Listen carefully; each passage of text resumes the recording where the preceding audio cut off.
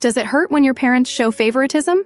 At the same dining table, father would inquire about the chronically ill younger sister, asking if she's feeling better. Mother would remind the younger sister to take her medicine, her tone filled with deep concern.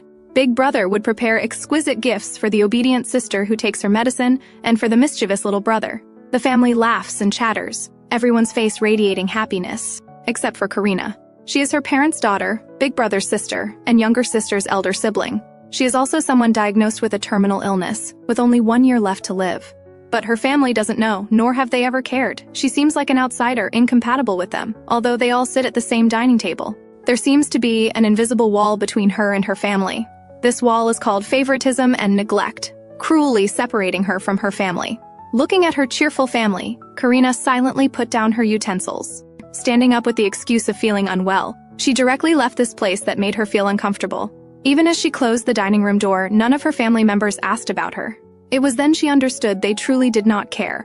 Despite feeling hurt, she silently comforted herself. It's okay, she was used to it anyway. But suddenly, she collapsed to the ground, hunched over, vomiting uncontrollably. Her condition had worsened again. Just a few days ago, the doctor told her, her organs were gradually failing. Karina had a rare artistic disease, with at most a year left to live. The doctor urged her to cherish her time and spend this final year with her family. But Karina only showed a miserable smile, because since childhood, whatever she said, no one would care. No matter what happened, she was always the one abandoned by her parents. Therefore, she never told her family about her condition, and planned to quietly leave this heartbreaking place. From childhood, whenever her matters conflicted with her siblings, the one who had to yield was always her. When her thoughtless little brother wanted to take away her only birthday gift, and Karina objected, mother would loudly scold Karina. Your brother is still young and doesn't know better. As his sister, can't you just let him have it? When her brother's class reunion conflicted with her birthday party, she would again be asked by her father to postpone her celebration, because she was the sister, always at home, who should accommodate her brother who was rarely home. And when her sister's matters conflicted with hers, she had to give way to her fragile sister, because she was healthy and should accommodate her sick sister. Karina had rebelled against this before. When she had a cold and fever, she would seek out her mother, wanting her mother to take her back to her room. By doing this, she obtained her mother's care and affection. But when the servant mentioned her sister was also unwell, she became the one her mother abandoned. Karina, you're the elder sister, can't you stay in your room by yourself? Besides, you only have a fever, it's not serious, is it? Your sister is frail. As her elder sister, you should be more considerate. So through repeatedly being abandoned by her parents, Karina understood that parental tenderness never belonged to her. She began to gradually close off her heart. By the time she was 10, she no longer craved anyone's love. Therefore, when she learned she had only 1 year left to live, she chose to hide it. And she wished to be like the white dove outside the window, to leave this sorrowful place in the final days she had left. In her final days, she didn't want to pretend happiness when sad, nor be seen as understanding, nor continue to always yield. She wanted to spend her remaining time doing things she wanted to do. But she didn't know where to go, wondering in confusion. If only there was someone who truly cared about me, whether they liked or disliked me wouldn't matter. Suddenly, she thought of someone. The one at the engagement ceremony. The one who, with a touch of arrogance, called her a puppet on strings. At that engagement banquet, her fiancé had noticed her reluctance, and immediately teased her, saying, "You're like a marionette. If you don't want this engagement, just say so. I don't want it either." Yet these mocking words made Karina feel cared for in a way she never had before, because it was the first time someone considered her feelings, even if there was some malice behind it. It drew her like a moth to flame, especially coming from a stranger she had just met. After all, even her own parents had never asked for her opinion, directly deciding her lifelong commitment. Later, because her sister felt unwell, neither of them attended the engagement ceremony. So Karina acted decisively, immediately preparing to find her fiancé. She first exchanged her gold coins for smaller currency, then prepared some simple changes of clothes, some food and water. Also, she needed to bring the agreement to dissolve the engagement, as a negotiation tool to stay there. Finally, before running away, she would visit the doctor for medication to stabilize her condition. Thinking about this, Karina couldn't help feeling dejected, though she no longer craved her family's love. No one had come looking for her since she skipped breakfast this morning. Sometimes she wondered what reaction her family would have if she told them about her illness. They would probably consider her a burden and quietly dispose of her. She shook her head, reminding herself that none of it mattered anymore. She had 1 week to prepare and leave this cold place. For this purpose, she had specifically made a shopping list for running away. As she went out shopping, she encountered someone else. He was the family doctor for everyone in this household except her, Norton. Also someone Karina had once deeply loved, but Karina later realized it was just her one-sided affection. Their meeting today was because today was her sister's weekly checkup day. Since her sister had been frail since childhood, even the family doctor paid her special attention. Conversely, she supposedly healthy but actually terminally ill could only seek medical care outside. Just as Karina was about to leave quickly, her sister suddenly jumped from the stairs into her arms. The huge impact made her twist her ankle. The nearby doctor hurried to support Karina's falling body. But he wasn't concerned about Karina. He was worried that Karina's sister Abelia might get hurt.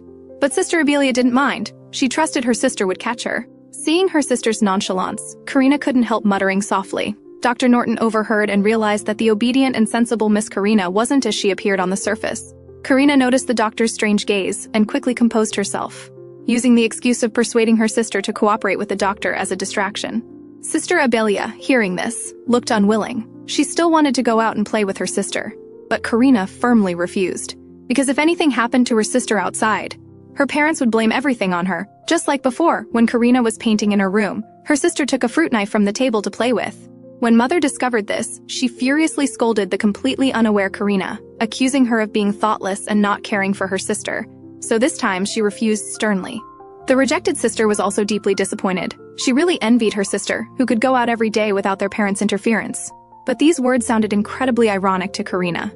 She desperately longed for her parents' love and had sacrificed so much for her sister. Karina, as the elder sister, to better care for her chronically ill sister Abelia, had given up all social activities, resulting in her having no friends. She became the good sister to her little brother and little sister, the obedient and sensible daughter in her parents' eyes, and an ordinary lady in others' eyes. At a family banquet, Karina overheard the Duke's guests secretly discussing the excellent offspring of the Duke's family. First was brother Anfrich, outstanding abilities, bright future, little brother Pelton, lively and cheerful, always surrounded by many friends. And the youngest lady Abelia, not only possessing magnificent golden curls but also jewel-like eyes. Then they mentioned Karina. But in their words, Karina was just an unremarkable lady who always followed Abelia. So when Sister Abelia expressed envy for her sister, Karina just wanted to leave this place as soon as possible. When her sister asked for skewered meat, Karina agreed to her request. But after leaving the Duke's mansion, Karina kept berating herself. How could she envy her own sister? She really wasn't a good sister. She went to the doctor who had diagnosed her and told him about her plan to find her fiancé in the north. But the doctor thought she was joking and stated, "If you want to die, I don't mind prescribing some quick death medication." With that, he waved her away, saying he wouldn't help someone seeking death. Karina knew the doctor misunderstood her intention. She hurriedly explained to the doctor. She just wanted to take a journey in the last part of her life, not die out there. She came to ask the doctor for medication to suppress her condition. And she promised the doctor that during her travels, she would rest for 2 days each week at an inn. The doctor fell silent after hearing Karina's words. He couldn't understand why Karina insisted on going to the distant north. Knowing that temperatures there were dozens of degrees below zero, her body certainly couldn't withstand it. But seeing Karina's pleading eyes, he agreed to her request. Karina was overjoyed. She emptied her entire bag of gold coins onto the doctor's table. This was the only kindness she could offer to this doctor who cared for her. Looking at the relaxed smile of Karina, the doctor fell into thought. So young, yet able to give up life so easily. The disease she had was called the artistic disease. Those afflicted with it possessed a miraculous ability. In other families, such children would certainly be well nurtured, becoming admired by all. But why didn't Karina know about her own ability, leading to overuse, resulting in only a year left to live and unwillingness to cooperate with treatment? From this, one could imagine what kind of environment she lived in. To face death with such composure. She didn't have her brother's knowledge, nor her little brother's liveliness, nor her sister's cute and beautiful appearance. In everyone's eyes, she was just an ordinary duke's daughter. But actually, quite the opposite. Karina had an extremely high talent for painting since childhood, and she could make miracles happen, giving her painted creatures temporary life. The first time she painted, Karina was shocked. She hurriedly took her painting to share with her parents. But at that time, her parents were excited about Brother Anfrich's early graduation. Karina sincerely praised her brother's excellence. Then she presented her selected painting to her parents. But Mother merely glanced at it before turning away, discussing with Father how to organize a celebration for Brother Anfrich, completely ignoring Karina's hurt expression. Later, Karina stopped sharing her paintings with her family. Painting became her spiritual sustenance. Whenever she felt unhappy, she would paint. The creatures in her paintings would be given temporary life. And these creatures connected with her soul, briefly healing her wounded heart. But Karina didn't know then that using this life-giving ability so frequently would shorten her lifespan. By the time she discovered this, it was too late. She had only 1 year left to live. The doctor advised her to stop using this power, which would allow her to live a few more years. If she wanted to survive, she needed to stop painting. But Karina refused. She couldn't possibly give up painting, because it was her only spiritual pillar in this world. On her way back, Karina smelled grilled skewers. She remembered promising her sister she would bring her meat skewers, so she went to the small skewer stall, carefully selecting 2 skewers for her sister. But she never imagined that because of these 2 skewers, she would once again be scolded by her parents. In the middle of the night, the sleeping Karina was awakened by her father. Her father immediately unleashed a torrent of reprimands. "Karina, did you buy the meat skewers for Abelia? Don't you know that Abelia cannot eat food from outside? Do you know she has been vomiting continuously, and now has severe dehydration symptoms? As her sister, how can you not care about your own sister?" Mother chimed in, "Karina, your father is right. You're an adult now. Why are you still so careless?" Hearing this, Karina anxiously tried to explain, but was silenced by her father's roar. Karina fell silent, repeatedly telling herself to endure. She must endure. They just care too much about Abelia. If she just apologized, this would pass quickly. And after all, this kind of thing could only be blamed on her. But why do they only treat me this way? I did nothing wrong. Why must I yield? For how long must I endure? Must I endure until the day I die a year from now? Will they understand me after my death? Thinking of these things, Karina's gaze instantly became sharp. She didn't want to wrongly accuse herself anymore. She didn't want to always yield. At this moment, she became incredibly assertive, looking directly at her father. "So, by telling me this, what do you want me to do?" Her father was momentarily stunned by Karina's sudden assertiveness. He couldn't believe that the usually weak Karina had suddenly become so strong. This left him momentarily speechless. She coldly stared at her father and slowly spoke. "The reason I bought street food for Abelia was because Abelia asked me to, so I bought it for her. Moreover, the family Dr. Norton was present at the time. And these precautions, father, you should have instructed Abelia. You should have told her that such food is bad for health and should not be eaten, rather than finding me to vent after something goes wrong, accusing me of not taking care of my sister." Her father was shocked by Karina's sudden assertiveness, but immediately felt a sense of humiliation spreading throughout his body. His authority as head of the family had been challenged. He frowned and scolded Karina. "Is this what you should say as an elder sister? Setting aside the facts, don't you have any fault? Now that Abelia has severe vomiting and dehydration, it's because you don't care enough about your sister." Karina found her father's illogical words very frustrating. What does setting aside the facts mean? If we don't discuss facts, what's the point of arguing? She countered again. "Father, I don't think I did anything wrong. No one told me Abelia couldn't eat these foods. I thought Abelia's health had improved, which is why she asked me to do this. Moreover, the family Dr. Norton was present and didn't stop me." Mother and Brother Pelton were also shocked by Karina's words. Mother declared, "Karina, how can you speak to your father like this?" Faced with her shocked mother and brother, Karina found it laughable. "Am I not allowed to defend myself? Should I silently endure as before, humbly apologizing as if that's normal?" Now confronted with her mother's moral coercion, Karina refused to back down. "Is there anything wrong with what I said? These are just suggestions I made for my sister's health. From a legal perspective, my actions had no problems. And I only bought the street food for my sister after tasting it myself and confirming there were no issues. Regarding this incident, I will be more careful in the future. But please also have Abelia be mindful herself." Father was left speechless, leaving with just an, "I know, you should be careful too," then turning to leave. Mother and Brother Pelton also anxiously wanted to check on Sister Abelia's condition. But before leaving, Father turned back to Karina and said, "You know your sister has been sick since childhood, right? Though saying this might displease you. Since your health is good, please try to understand. She is healthy, so she must yield to her frail sister. Because she is healthy, she must sacrifice all her time to care for her sister. Just because she is healthy, whenever something happens to her sister, it's all the fault of the healthy elder sister not taking proper care. But is being healthy a fault? Why do her parents always emphasize this to her? Big brother and Fricksh, and little brother Pelton are also healthy, aren't they? Why is she always the one sacrificing and enduring? But now she too has a terminal illness with only 1 year left to live. Yet why is she still the one getting hurt? Sister gets sick from eating street food and vomits. Parents wake her from sleep in the middle of the night to severely scold her. Even when she proves it wasn't her fault that her sister vomited, she's still required by father to understand her fragile sister.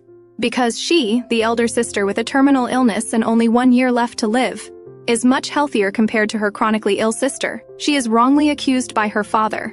Mother also asks Karina to understand her father. Your father is just so agitated because Sister Abelia fainted, but they never acknowledged their mistake. After wrongly accusing Karina, they only demanded Karina understand them, understand the family. But who would understand Karina? Karina stopped her parents as they were about to leave. Is that all you have to say? Father turned back, confused. Do we have anything else to say? Hearing this, Karina gave a miserable smile. So, you remember where my room is, father, mother? You haven't come to see me for several years. I thought you'd forgotten about me. Please tell Abelia I'm sorry for tonight's incident. I'm very tired now and will rest, that's all.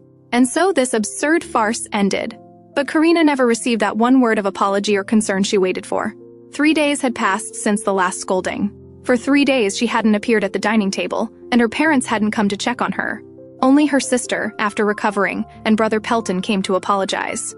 Brother apologized for remaining silent when parents scolded Karina in the middle of the night. Sister Abelia also cried and apologized to her sister, saying she shouldn't have selfishly asked her sister to bring her meat skewers. But what use are apologies after the fact? Like a wooden board that's been nailed, there will always be a hole left. But Karina ultimately chose to go to the dining room to see her family one last time. Because after this period of preparation, all items needed for her solo journey were ready. Today was the day to leave this heartbreaking place. At the table, Karina's place was filled with various meat dishes. But as a terminally ill patient, she could only eat salad, because no one cared what she liked to eat. Father, sitting in the head seat, spoke, "Karina, your birthday's in 2 days, right? Brother Enfrich will be on leave then. We can go for a picnic together. Can your birthday celebration be postponed?" Though phrased as a question, Father's tone was more like an announcement, because he believed deep down that his sensible, obedient daughter would certainly agree. Indeed, as he expected, Karina agreed. Actually, if Father hadn't mentioned postponing her birthday, Karina would have almost forgotten how long it had been since she celebrated her birthday. Although Karina agreed to postpone her birthday, she declined the family picnic, citing she had business to attend to. Because she was leaving today, naturally she had no time to picnic with them. But Father thought Karina was upset about postponing her birthday and was refusing the family activity out of spite. So he once again scolded Karina for not understanding family and only caring about her own interests. Karina was numb to this, quickly acknowledging her mistake. "Yes, I'm sorry, that's the kind of person I am. I apologize to everyone here. I hope you all enjoy yourselves outside. I've finished eating and will go back now." With that, Karina left the dining room without looking back. But back in her room, she couldn't help feeling heartbroken. This might be her last birthday, but they had never valued it. They acted as if they knew she would agree, without even offering an apology. Why must even her final memories be so terrible? Finally, Karina left only a letter behind and departed from this cold home. Left these biased parents, left this family that didn't care about her, and began the first and last solo journey of her life. She first paid for a carriage to leave the main city, then got off midway to walk a distance. Finally, following carriages and merchant groups, spending a total of 2 months, she arrived at the territory of her fiancé, the head of Zentar, Duke Mirian Pastelio. During her travel, she experienced the vitality of spring, the shimmering reflections on summer waters, the rich harvests of autumn. Everything was so beautiful, bringing her different surprises every moment. But compared to Karina's happiness, her fiancé Duke Mirian Pastelio wasn't so pleased. When he received news of Karina's arrival, he was reviewing documents, immediately rose and walked out. He appeared very angry, loudly expressing his displeasure as he walked. "She's truly impolite. Even if we have an engagement, she can't just show up unannounced." The steward behind him gently reminded, "Duke, mind your words." But the Duke showed no sign of stopping. "Not only must I store winter provisions early, I also must prepare for magical beasts. Where do I find time to care for a delicate noble girl?" The Duke grew more agitated. The steward behind him kept coughing, as if about to cough up his lungs. The exasperated Duke finally stopped. Turning to look at the constantly coughing steward, "Is something stuck in your throat? Tell me, is it too late for me to break off the engagement?" "Of course not." Karina's voice came from behind him. Only then did Duke Mirian realize. Had she heard everything he just said? The steward behind him looked very helpless, truly having no choice. She showed no anger at all, even proactively produced the pre-prepared document to dissolve the engagement, only hoping he would allow her to stay for a while. And she didn't insist on staying in this mansion, just a small corner room would do. Duke Mirian listened to Karina's words, quite puzzled. But when he saw Karina's tattered and dirty clothes, he instantly understood. "Is your Earl's family facing some difficulties lately?" This question left Karina bewildered. But when she noticed the Duke's gaze on her dirty clothes, she hurriedly explained that she deliberately dressed this way for fear of encountering dangers on the road. The Duke, hearing this, irritably covered his forehead. "Couldn't you contact me in advance? How could you risk traveling such a long distance alone?" Karina fell silent, hearing these words of apparent rebuke yet full of concern. This was the first time someone worried about her safety. However, she quickly composed herself. "This might be the first and last journey of my life." After all, her life was soon ending. But Duke Mirian didn't think much of it. In his view, as a noble lady, she would indeed never have another chance to experience such an adventurous journey. Seeing Karina's innocent expression, the usually serious Duke couldn't help feeling playful. He strode towards Karina, If I say I won't let you stay here, what would you do? Hearing this, Karina immediately gave it serious thought. If you won't take me in, then I can only join a merchant group to do odd jobs to make a living. The Duke was once again defeated by this stubborn noble lady. He couldn't help but wonder if this bold girl before him was really that frail and silent fiancée from the engagement banquet. He never expected her to be so reckless.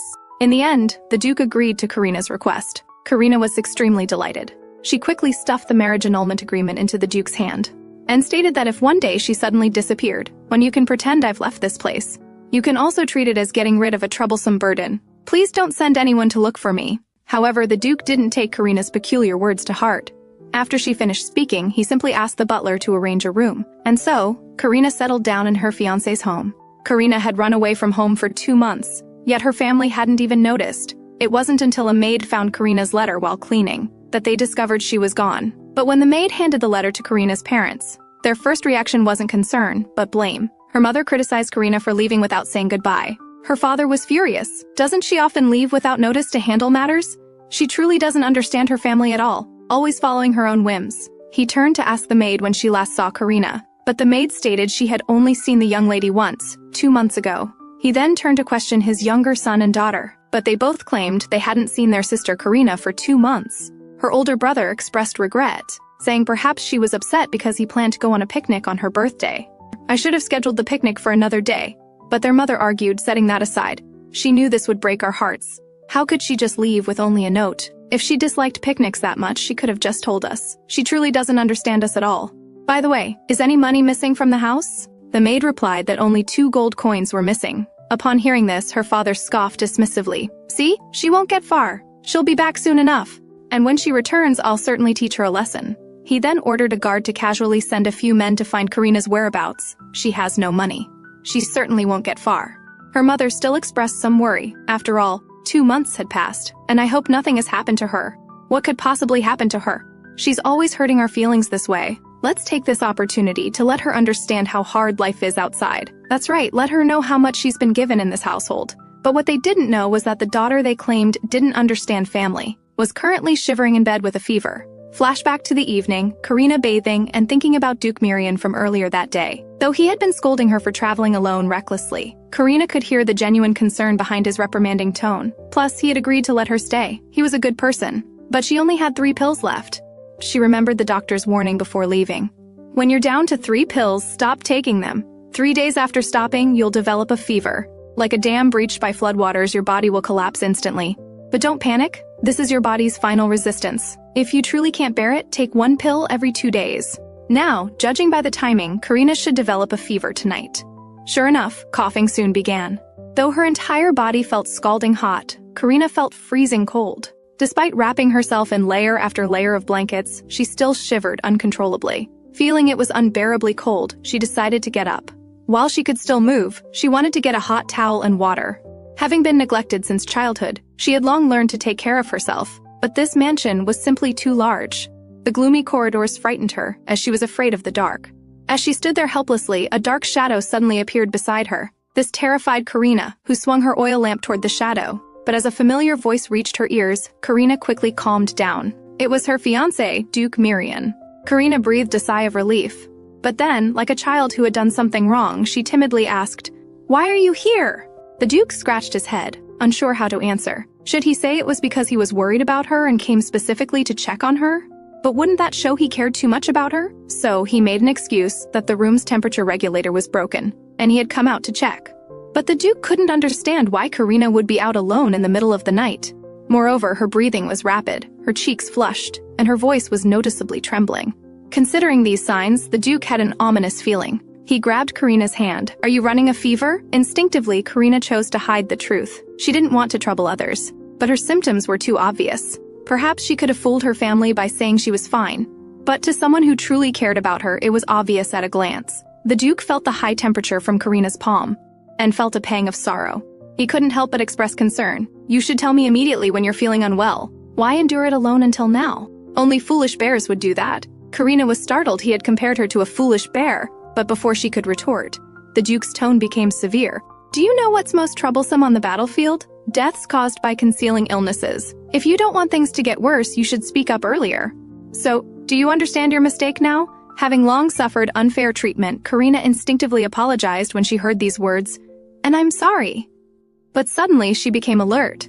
Why should she be questioned like this in the middle of the night? She looked up, about to speak, when the Duke's extended finger interrupted her. "How many fingers do you see?" In Karina's vision, 6 blurry images wobbled. Karina thought, "Humans can't have 6 fingers, and usually you only see double." So she declared loudly, "3 fingers." The Duke looked at his 2 fingers, certain that Karina was truly ill. Karina looked at the silent Duke. Apparently she had guessed correctly.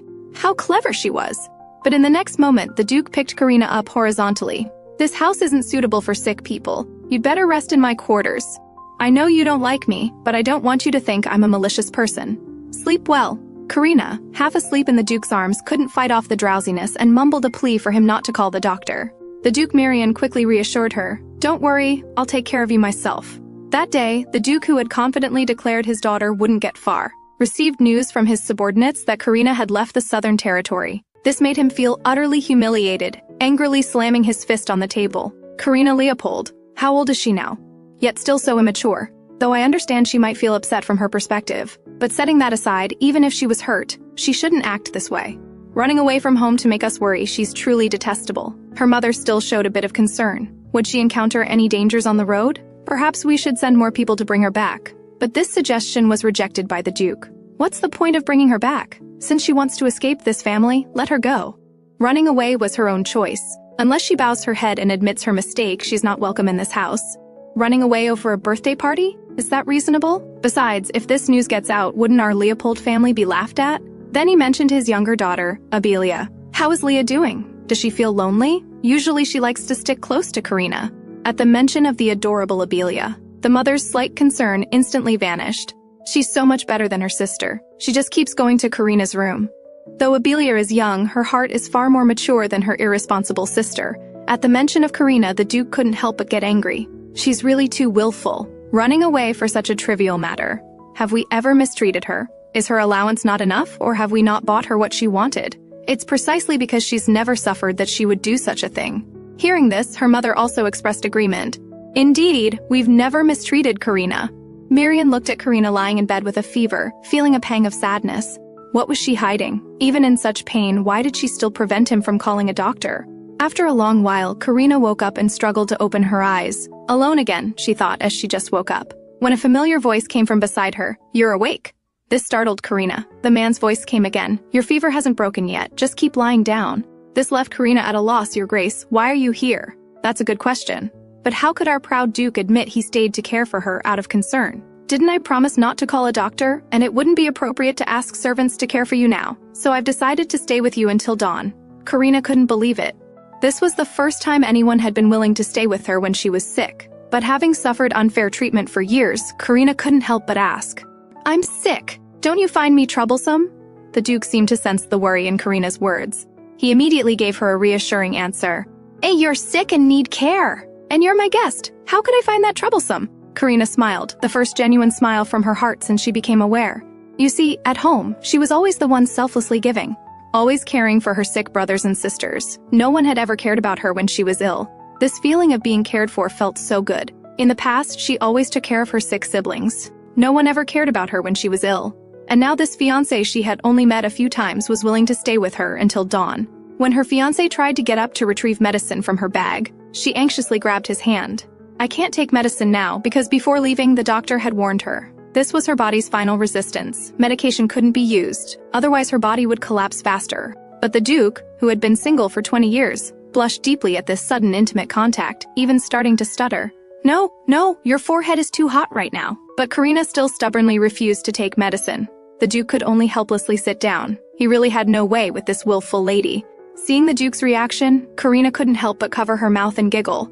Although her body felt cold and heavy, and her vision was blurry, this feeling of being cared for and allowed to be willful was truly addictive. The Duke also instructed Karina that she could sleep more, that he would stay right there until she woke up. Hearing these genuinely caring words, and feeling the real touch on her palm, Karina felt her eyelids growing heavier. This feeling was truly reassuring. Could she really have such care? The Duke, watching the sleeping Karina, quietly changed his original plan. He would wait until winter passed before sending a telegram to her family. She didn't seem happy at home and apparently had no one to rely on there, so he would let her stay here for a few more months. Since Karina fell ill, the Duke had become extremely attentive. He came to Karina's room every day, placing his hand on her forehead to carefully feel her temperature. He would tease the shy Karina, saying she was always like a startled rabbit. He smiled as he invited her to lunch together, and shared his thrilling moments of monster hunting. Additionally, he noticed that Karina enjoyed drawing, because last time he saw her bag was full of drawing tools. This observation greatly surprised Karina. Her family, with whom she had lived under the same roof for over a decade, didn't know her interests. Yet this fiancé, who had only known her for a few days, understood her so clearly. This momentarily stunned Karina, and she accidentally bumped into the Duke's chest as he suddenly turned. Such an intimate gesture startled them both. The Duke mentioned that Karina could go to the roof at dawn or sunset to see a different kind of beauty. But then the Duke gave a long list of instructions. The wind is very cold here. You must wear more clothes before going. Be sure to tell me before you go up. Also, you must come down every hour to warm up. If you don't want to become dried squid, you must remember my words. Faced with the Duke's nagging, Karina showed no impatience, but rather felt happy. Being cared for felt so good. Though why compare her to dried squid? Then, the Duke mentioned their initial engagement ceremony. At that time, Karina was like a walking corpse, silently following behind her maid, with "forced and unwilling to be engaged" practically written on her face. The Duke said that if she didn't want to get engaged, she should have made it clear to her parents, as this was a lifelong matter. But how could the Duke know Karina's situation? At that time, the engagement was something decided by their parents. They never asked for Karina's opinion. Even on the day of the engagement, her parents didn't attend her ceremony because her sister Leah wasn't feeling well. Regarding this, Karina repeatedly bowed and apologized to the Duke. But the Duke shrugged, saying, "What I mean is, if you don't like something, you can tell me directly in the future," to cheer up the sick Karina.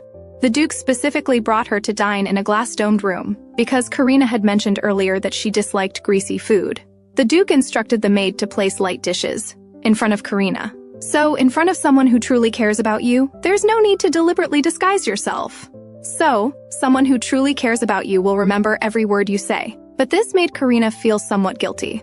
She had thought her fiancé would be cold to her, but the reality was quite the opposite. If she were to die here, wouldn't that cause him trouble? Yet she was so addicted to this feeling of being cared for that she didn't want to leave, like someone who had never seen light. She could endure darkness, but the moment sunlight tears through the snow, her strong will could no longer bear the bone-chilling cold. She nervously apologized to the Duke for not giving prior notice before arriving, causing him much inconvenience. Meanwhile, Karina wondered whether to tell the Duke about her art sickness. But even if I told him, my condition wouldn't improve. If he drove me out because of it, what would I do? Finally, after weighing the pros and cons, Karina chose to keep it secret. At the same time, the Duke also expressed his apologies to Karina. His anger wasn't because he disliked her arrival, but because he was worried she might be in danger. "Forget what I said that day. I hope you won't take it to heart." Karina smiled genuinely once more. And so, they enjoyed a wonderful lunch together. This was the first time Karina had eaten so well. She remembered what the Duke had said before lunch. There was a different scenery on the roof. Should she go see it? Karina had a fever again. A deafening voice echoed throughout the Duke's mansion. The Duke, radiating a low pressure, examined her from head to toe. "Do you really take my words as mere wind in your ears? Didn't we agree? Why did you rush to the roof wearing just a robe? You really give me no peace of mind." It turned out that just a few hours ago, Karina, who woke up early, didn't want to trouble anyone, and forgot the Duke's instructions from yesterday. She went to the roof alone, and saw this breathtaking view.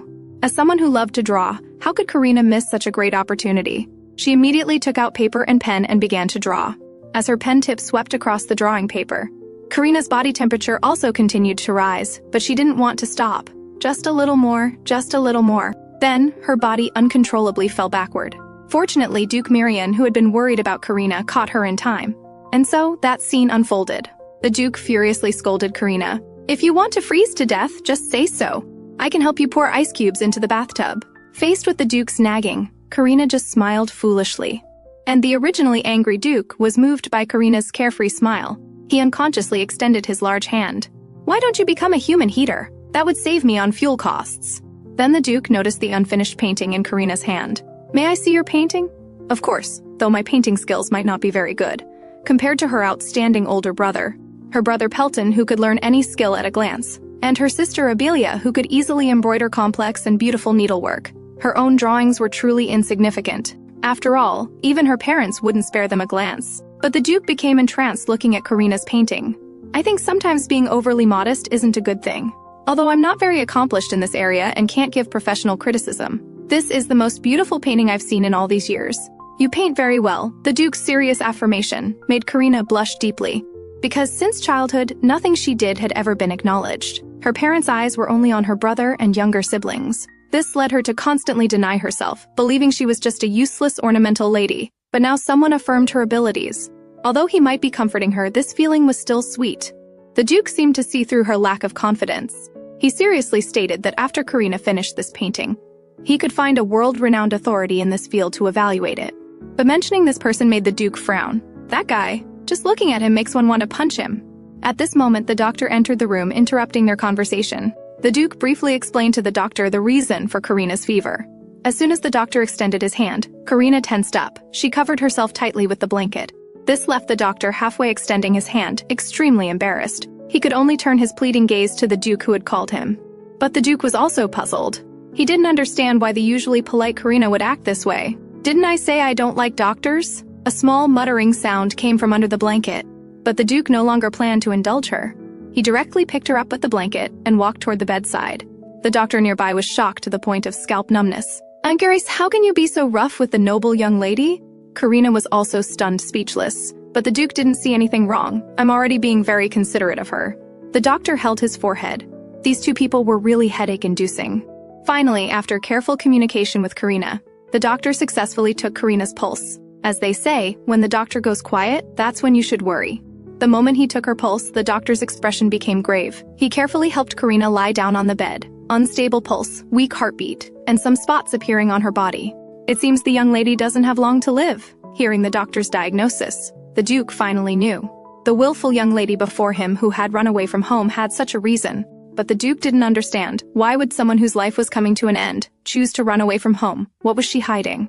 The Duke recalled the day of their engagement. On that day, only Karina's brother and younger brother attended. Her gaze toward them was very disappointed, but when someone greeted her, her face would wear a practiced smile. Did she always blindly cater to others like this? He summoned his messenger hawk, hoping that as the first snow approached, he would receive a reply from that detestable feral.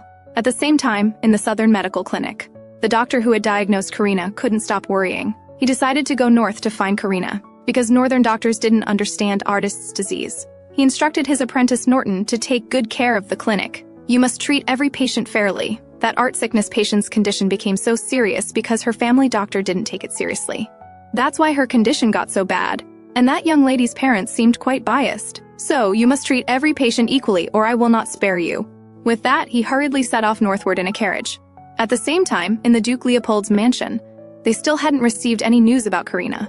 Her brother was very anxious, hoping his father would send soldiers to search. But the Duke still firmly refused. Once troops were sent to search, the Duke's dignity would be lost. He clicked his tongue in extreme displeasure. How can she be so inconsiderate of her family? Suddenly, the Duke noticed the family photos on the desk. There were pictures of his sister Abelia, individual portraits of his brother and the elder brother, but Karina's was conspicuously missing. Had there never been an individual portrait of Karina? He got up and walked toward Karina's room, following his memory. In his mind, he recalled Karina's complaint to them that night. "So you still remember where my room is? You haven't come for several years. I thought you had forgotten." At the time, he didn't think there was any problem, assuming it was just Karina complaining about being woken up in the middle of the night. But thinking about it now, it truly had been many years since he'd visited Karina's room. So long that he momentarily couldn't even be sure where her room was. Finally, after wandering through half the Duke's mansion, he found Karina's room at the end of a pitch-black corridor. Back then, Karina had mentioned she was afraid of the dark and didn't want to stay in this room. At the time, he thought she was being unreasonable and had severely scolded her for it. But now looking at it, it seemed normal for a child to be afraid.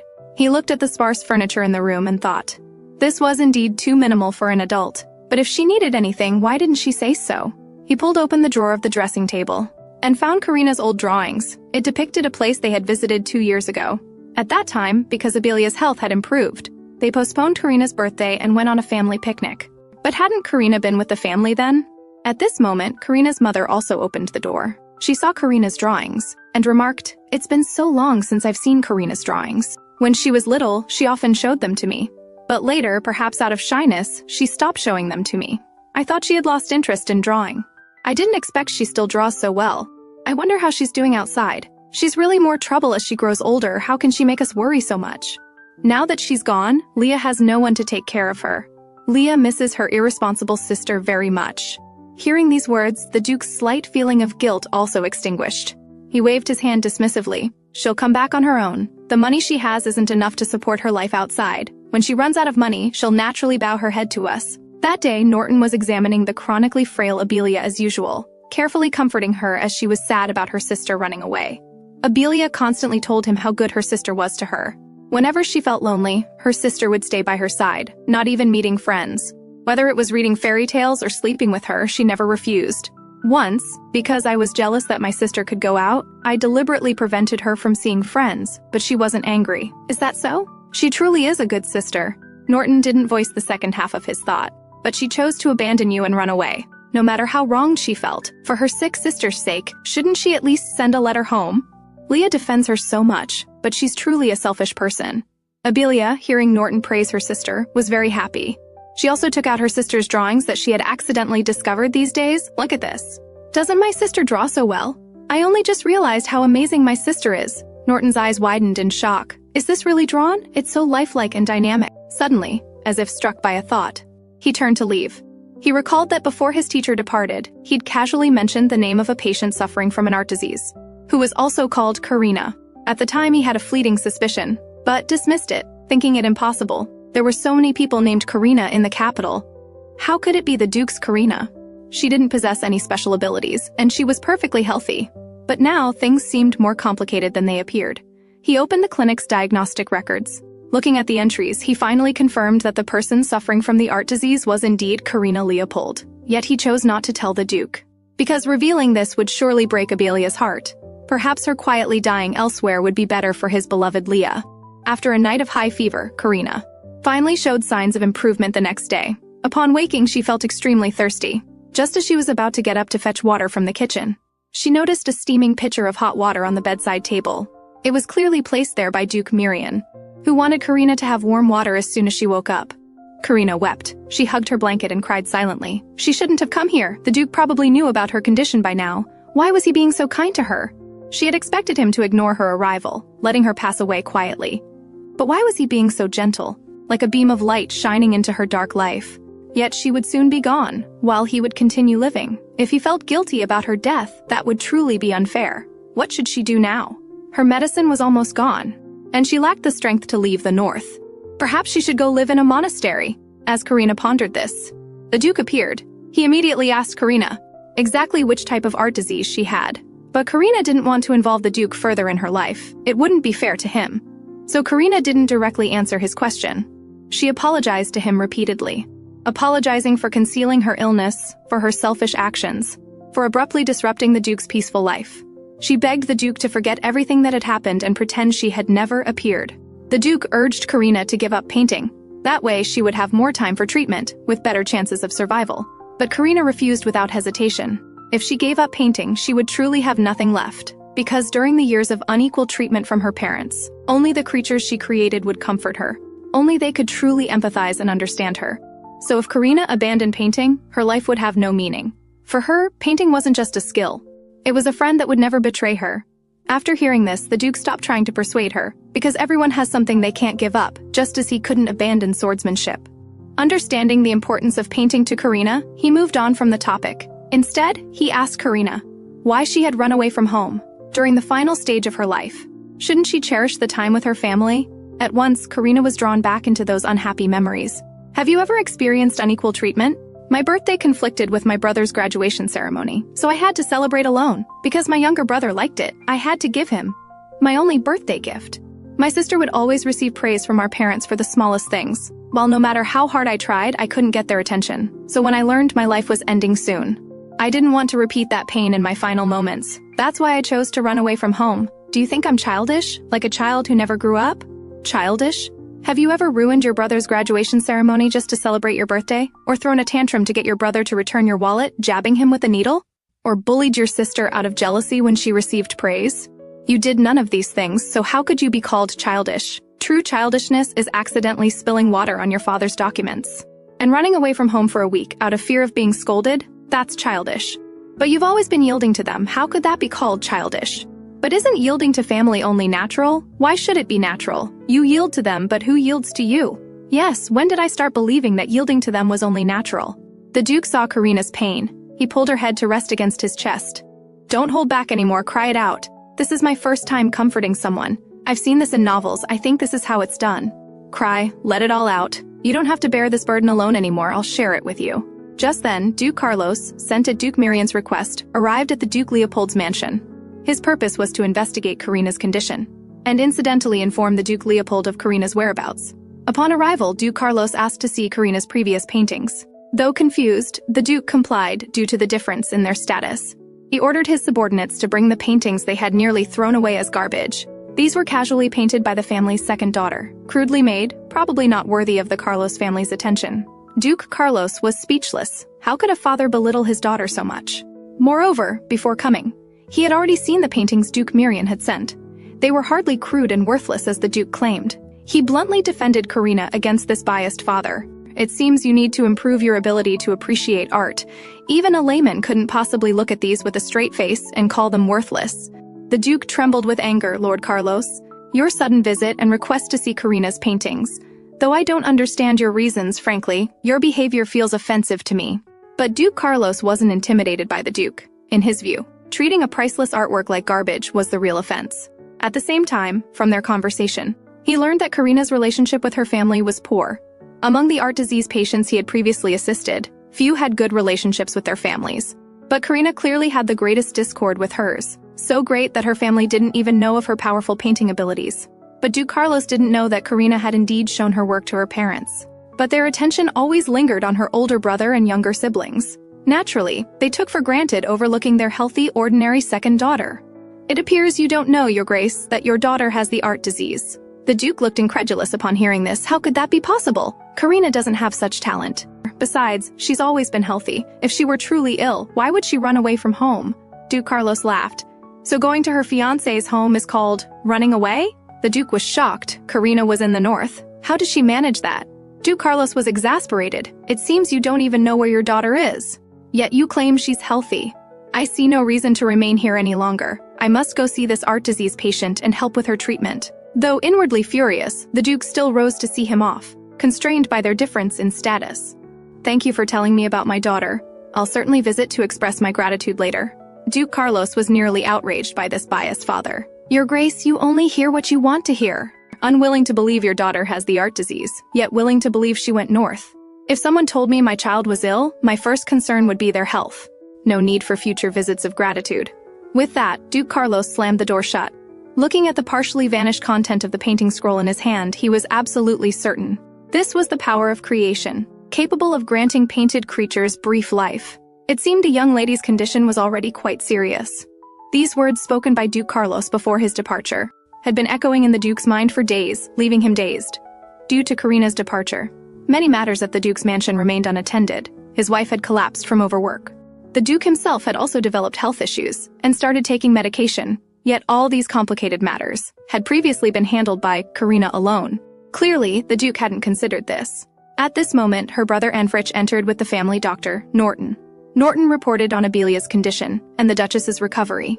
But from beginning to end, he never mentioned Karina suffering from the art disease. Even as he left, he maintained his position. Perhaps letting Karina die quietly elsewhere would be the best choice for Abelia and the entire Duke's household. After Norton left, the Duke casually brought up Duke Mirian. Anfrich, you attended Karina's engagement party in my place. What kind of man did Duke Mirian seem to be? Brother Anfrich gave a positive assessment. Just as rumored, he's an impeccable person, and he took good care of Karina at the time. Karina also seemed quite satisfied with him. Hearing this, the Duke felt very displeased. She ran away from home just because someone treated her well, completely ignoring whether we could manage without her. Now because of her selfishness, your mother has collapsed from exhaustion. And all this time, not a single letter, constantly worrying her parents. That's truly unfilial. But I remember Karina wasn't like this before. When did she become this way? Even now, the Duke still refused to believe his daughter had the art disease and was dying. Karina had recently found a new pleasure. She would rise before dawn every day, taking her painting tools to capture the Duke Mirian practicing swordplay under moonlight. Meanwhile, she had begun filling out her death wish list, wanting to do some interesting and worthwhile things before leaving this world.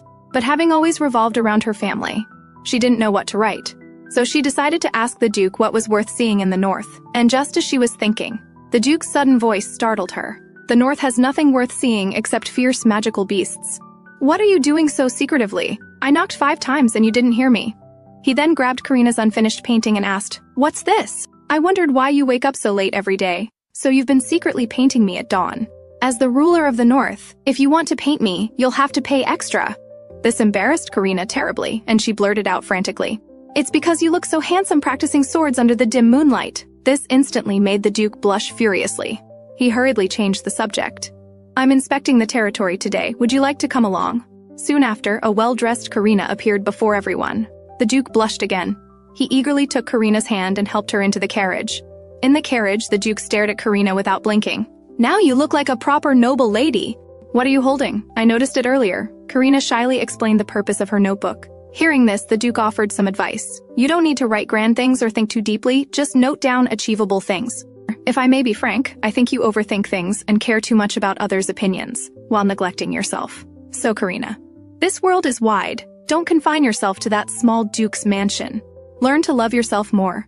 You're like a towering tree, but your family planted you in a tiny pot, forcing you to take root in that confined space. Now this tree need no longer endure, can break free from the pot, so this isn't your fault. I hope that in the days ahead, with me by your side, you'll learn to cherish yourself more." The Duke took Karina to the bustling market, and she was shocked by what she saw. There was a magical beast being slaughtered, with decorations made from beast hides and bones. These were things she had never seen or heard of before. Seeing Karina's reaction, the Duke naturally awakened his domineering husband attributes. "Just tell me what you like, I can buy this entire street for you." But just as the Duke said this, the city's urgent alarm sounded. This alarm only rang when magical beasts attacked, for the safety of the city's residents. They quickly reached the city wall. The Duke swiftly assessed the situation from the defense soldiers, then instructed Karina to wait for him. After speaking, to Karina's shock, he leaped down from the high city wall and engaged the attacking magical beast Hedda in battle. Soon, the Duke had inflicted numerous wounds on Hedda, but due to Hedda's massive size and tough hide covering its body, killing it wasn't easy. The best Duke Marion could do was drive it away. Karina watched the intense battle with great concern. She wanted to help the Duke who had cared for her, but going down would only cause trouble. Suddenly, she had an idea.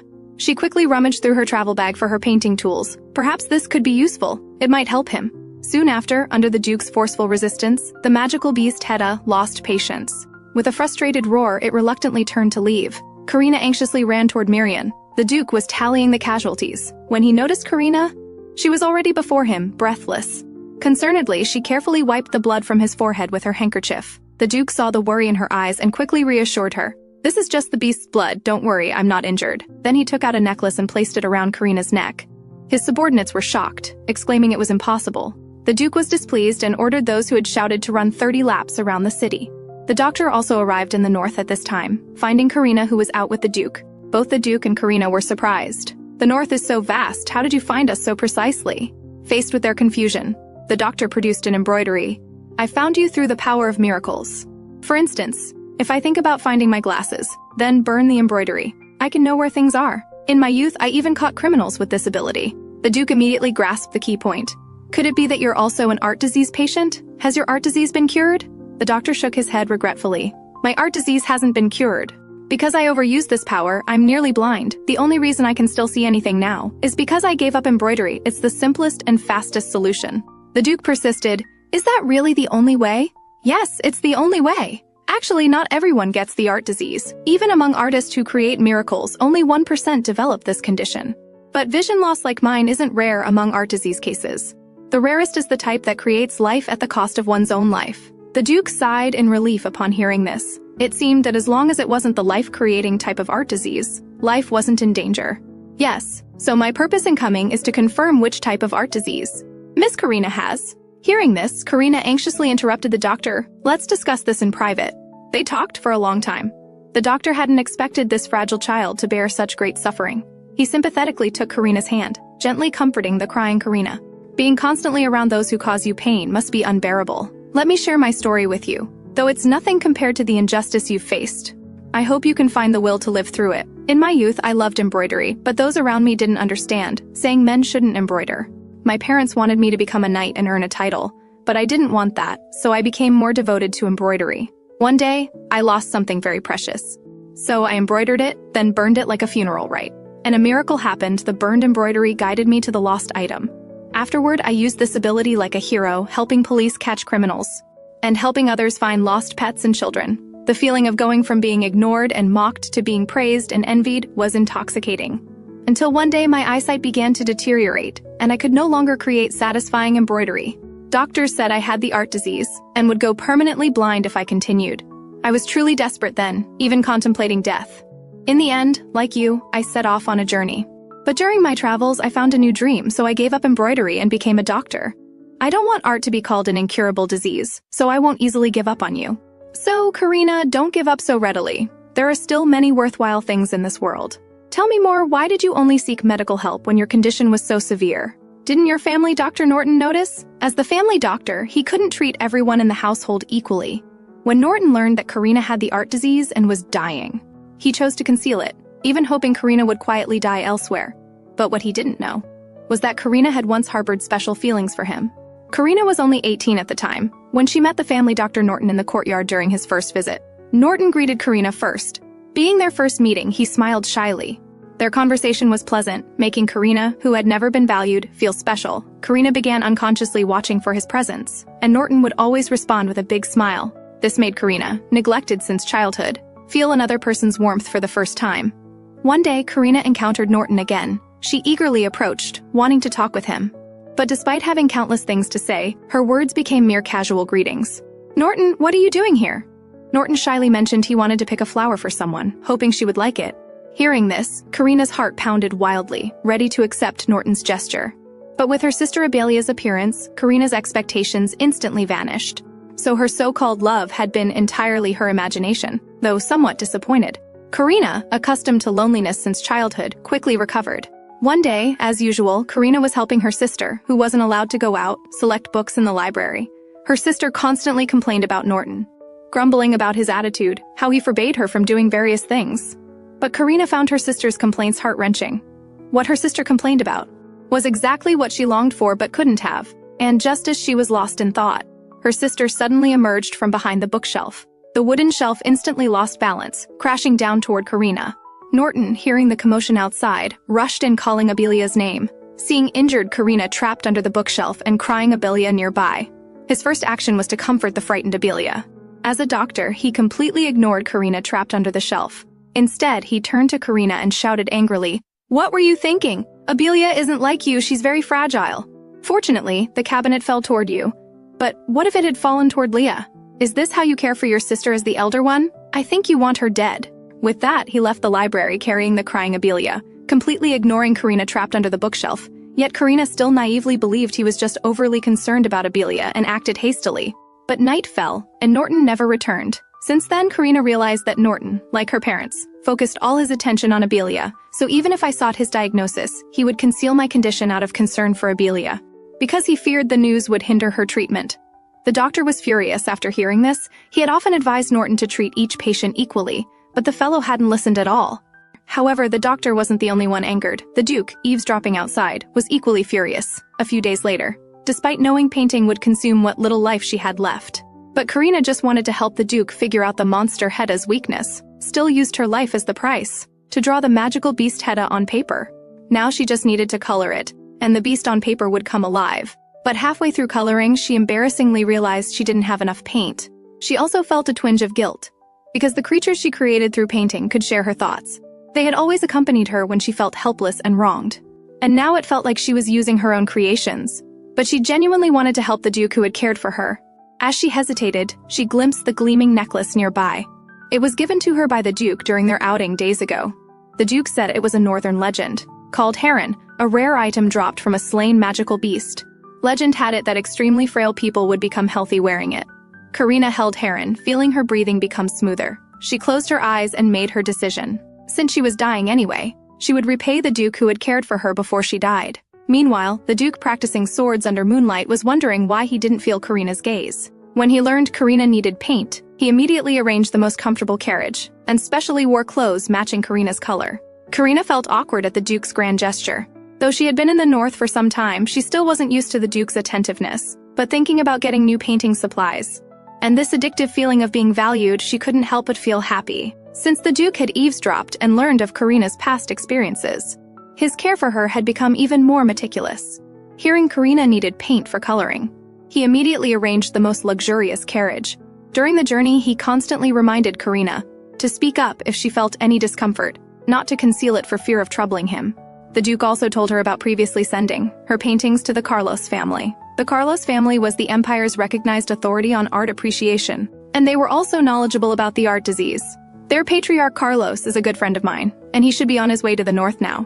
This might help treat your art disease. But Karina was startled by this news. Due to being ignored and dismissed since childhood, even though her paintings had received the Duke's approval, the insecurity formed since childhood wouldn't be overcome by one instance of recognition.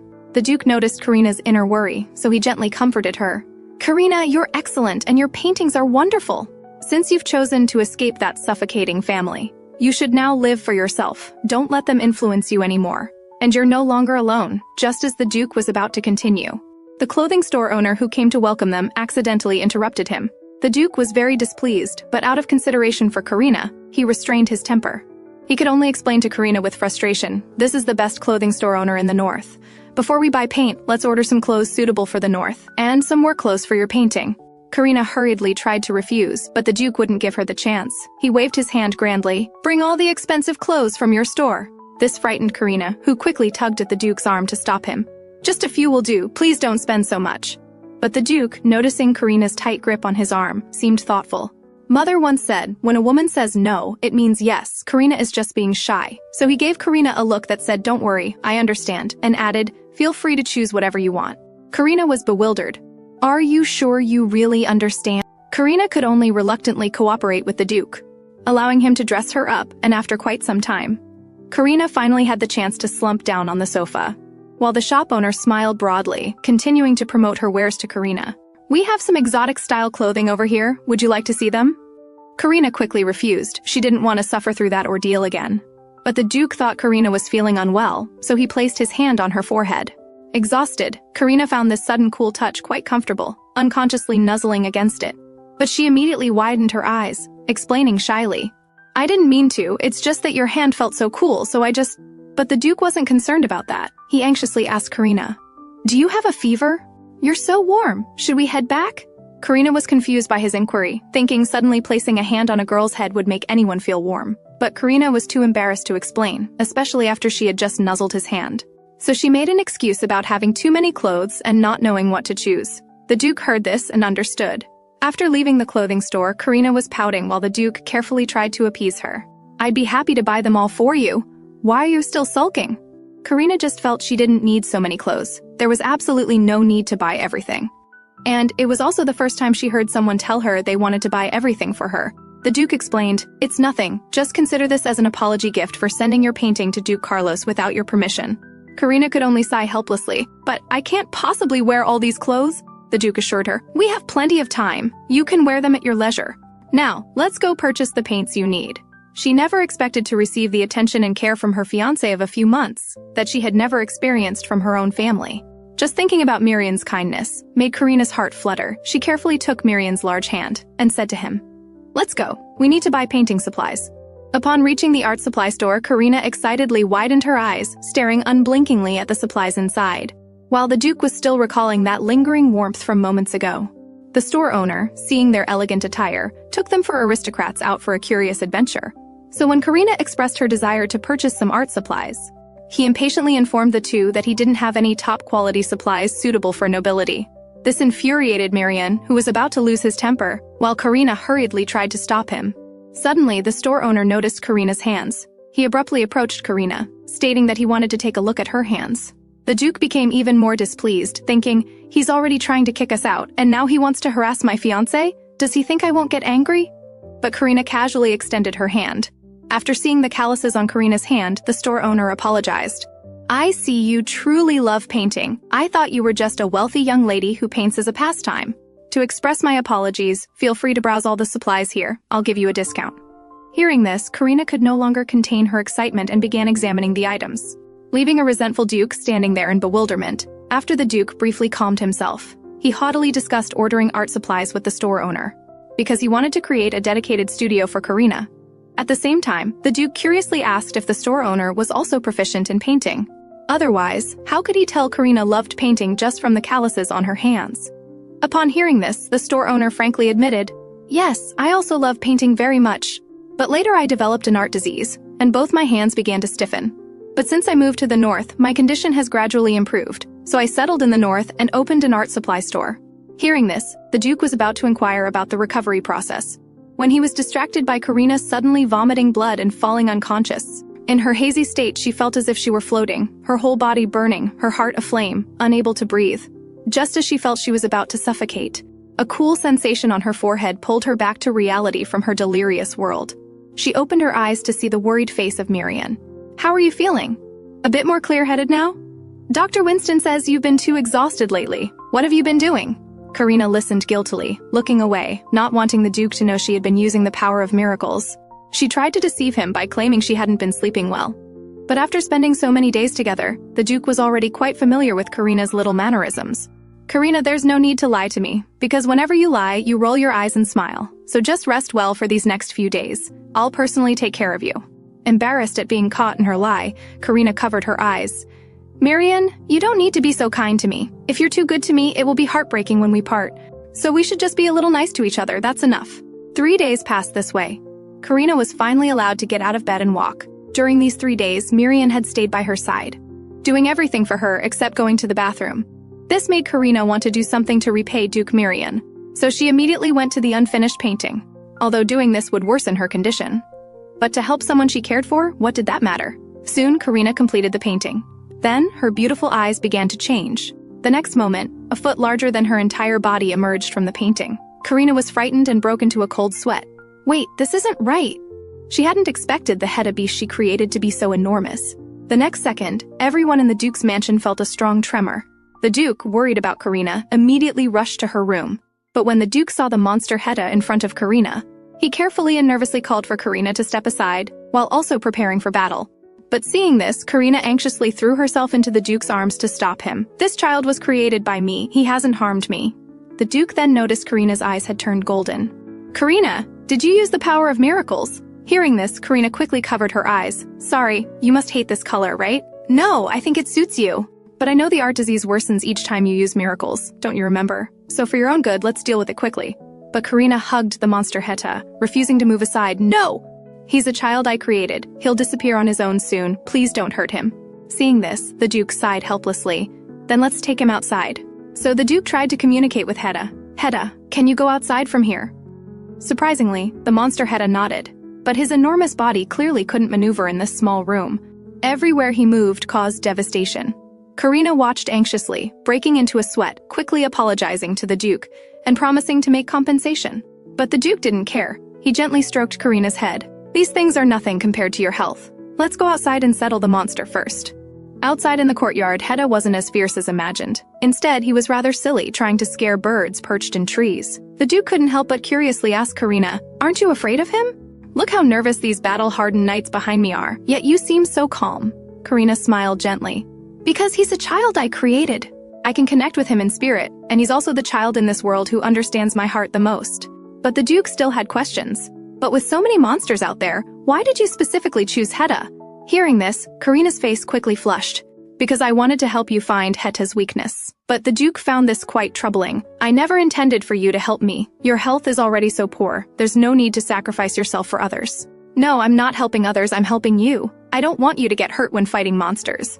After speaking, Karina nervously clutched her dress. Marian, can you promise me something?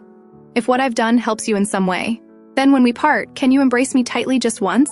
At the end of my life, if I can take the warmth of your body with me, then I can leave this world with a smile and no regrets. But Duke Marian remained silent upon hearing this, because he had already fallen deeply in love with Karina. So all along he had been unwilling to face the fact that Karina would soon die. After a long silence, he finally agreed to Karina's request, but he also had his own condition. He asked Karina not to take such actions on her own initiative anymore, because I don't need your efforts in this way. But this statement caused Karina's heart to ache. She lowered her head and agreed, if you dislike it, I won't do it anymore. The Duke heard this and knew Karina had misunderstood. He anxiously wanted to explain, but was interrupted by the sudden appearance of the butler.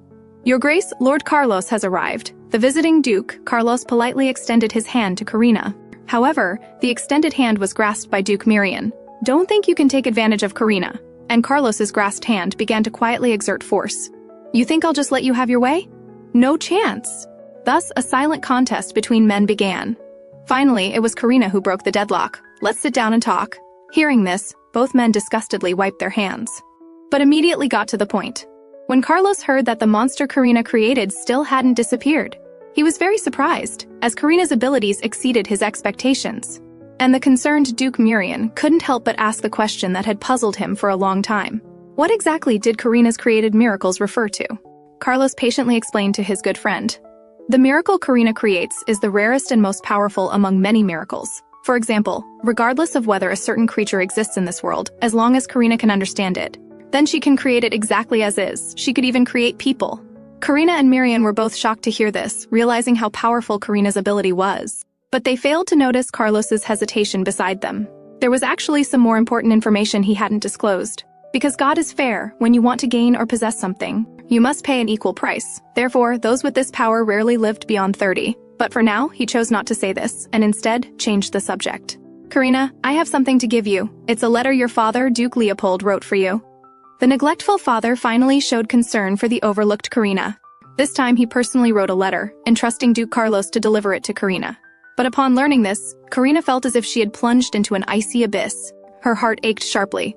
Those unhappy memories once again surfaced before her eyes, as she sank deeper into despair. Duke Miriam's gentle hand caressed her sweaty forehead, pulling her back to reality from suffocating memories.